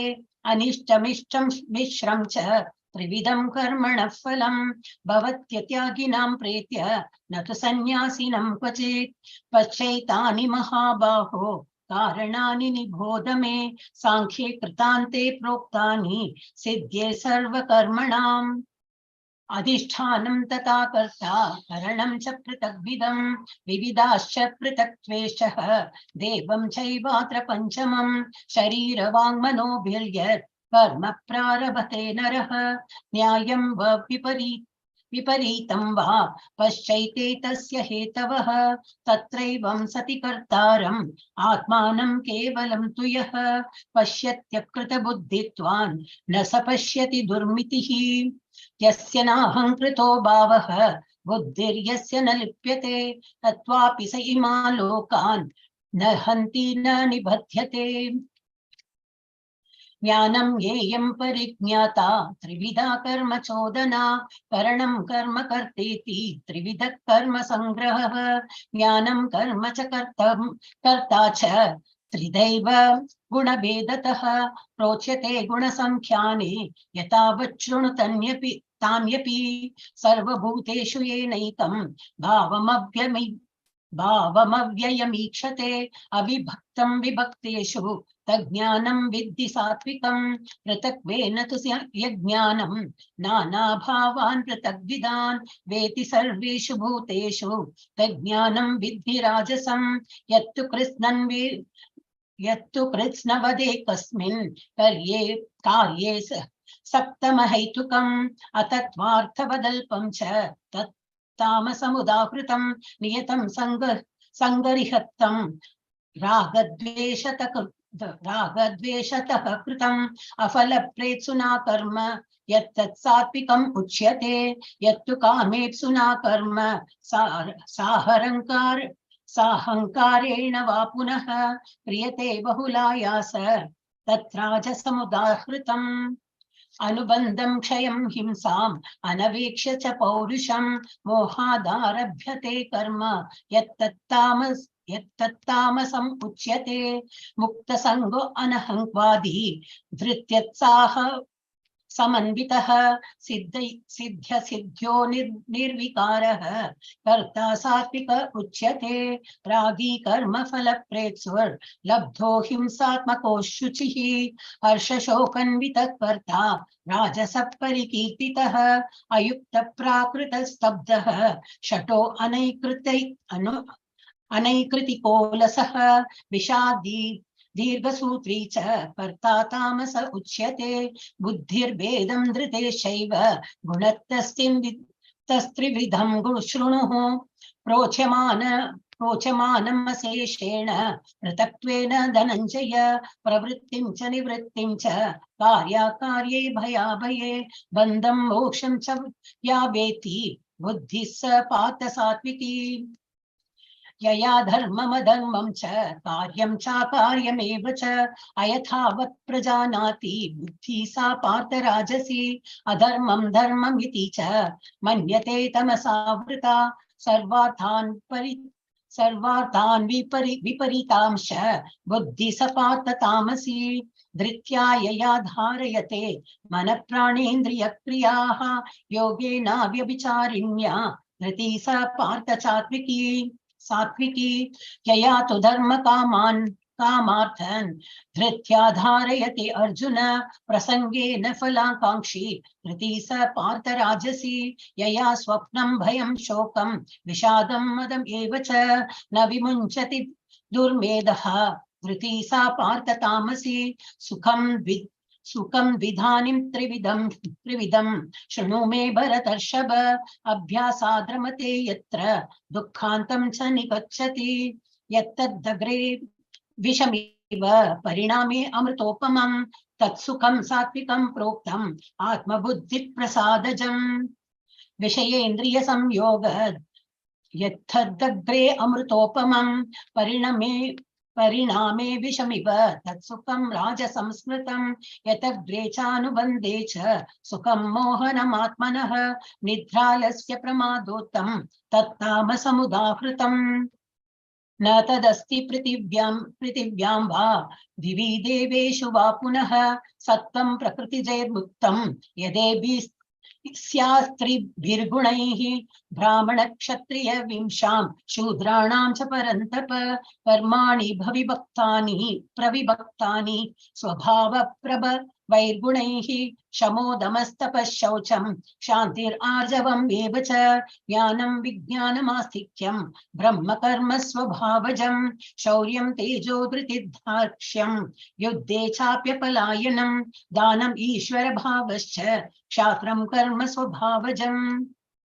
कृषि गोरक्ष वाणिज्यं वैश्यकर्म स्वभावजं परिचर्यात्मकं कर्म शूद्रस्यापि स्वभावजं स्वे स्वे कर्मण्यभिरतः संसिद्धिं लभते नरः स्वकर्म निरतः सिद्धिं यथा विन्दति तच्छृणु यत प्रवृत्तिभूतानां येन सर्वमिदं ततं स्वकर्मणा तमभ्यश्च सिद्धिं विन्दति मानवः श्रेयान् स्वधर्मो विगुणः परधर्मात् स्वनुष्ठितात् स्वभावनियतं कर्म कुर्वन्नाप्नोति किल्बिषं सहजं कर्म कौन्तेय सदोषमपि न त्यजेत् सर्वारम्भा हि दोषेण धूमेनाग्निरिवावृताः असक्त बुद्धि सर्वत्र जितात्मा विगतस्पृहः नैष्कर्म्य सिद्धिं परमां संन्यासेनाधिगच्छति सिद्धिं प्राप्तो यथा ब्रह्म तथाप्नोति निबोध मे समासेनैव कौन्तेय निष्ठा ज्ञानस्य या परा बुद्ध्या विशुद्ध्य युक्तः धृत्यात्मानं नियम्य च शब्दादीन् विषयान् त्वक्त्या रागद्वेषो व्युदस्य च विविक्तसेवी लग्भाषी यत्वाख्याय मानसः ध्यानयोगपरो नित्यं वैराग्यं समुपाश्रितः अहङ्कारं बलं दर्पं कामं क्रोधं परिग्रहं विमुच्य निर्ममः शान्तः ब्रह्मभूयाय कल्पते ब्रह्मभूत प्रसन्नात्मा न शोचति न काङ्क्षति समसर्वेषु भूतेषु मद्भक्तिं लभते परां भक्त्या माम् अभिजानाति यावान् याचास्मि तत्त्वतः ततो मां तत्त्वतो ज्ञात्वा विशते तत् अनन्तरं सर्वकर्माण्यपि सदा कुर्वाणो मद्व्यपाश्रयः मत्प्रसादादवाप्नोति शाश्वतं पदमव्ययं चेतसा सर्वकर्माणि मयि सन्न्यस्य मत्परः बुद्धिर्योगमुपाश्रित्य मच्चित्तः सततं भव मच्चित्त सर्वदुर्गाणि मत्प्रसादातरिष्यसि अथ चेत्त्वामः अहङ्कारान् न श्रोष्यसि विनङ्क्ष्यसि यत् अहङ्कारमाश्रित्य न योत्स्य इति मन्यसे मैत्येष व्यवसायत्स्ते प्रकृतिस्त्वां नियोक्ष्यसि स्वभावजेन कौन्तेय निबद्धस्वेन कर्मणा कर्तुं नेच्छसि यन्मोहात् करिष्यस्य वशोऽपि तत् ईश्वर सर्वभूतानां हृद्देशे अर्जुन तिष्ठति भ्रामयन् सर्वभूतानि यन्त्रारूढानि मायया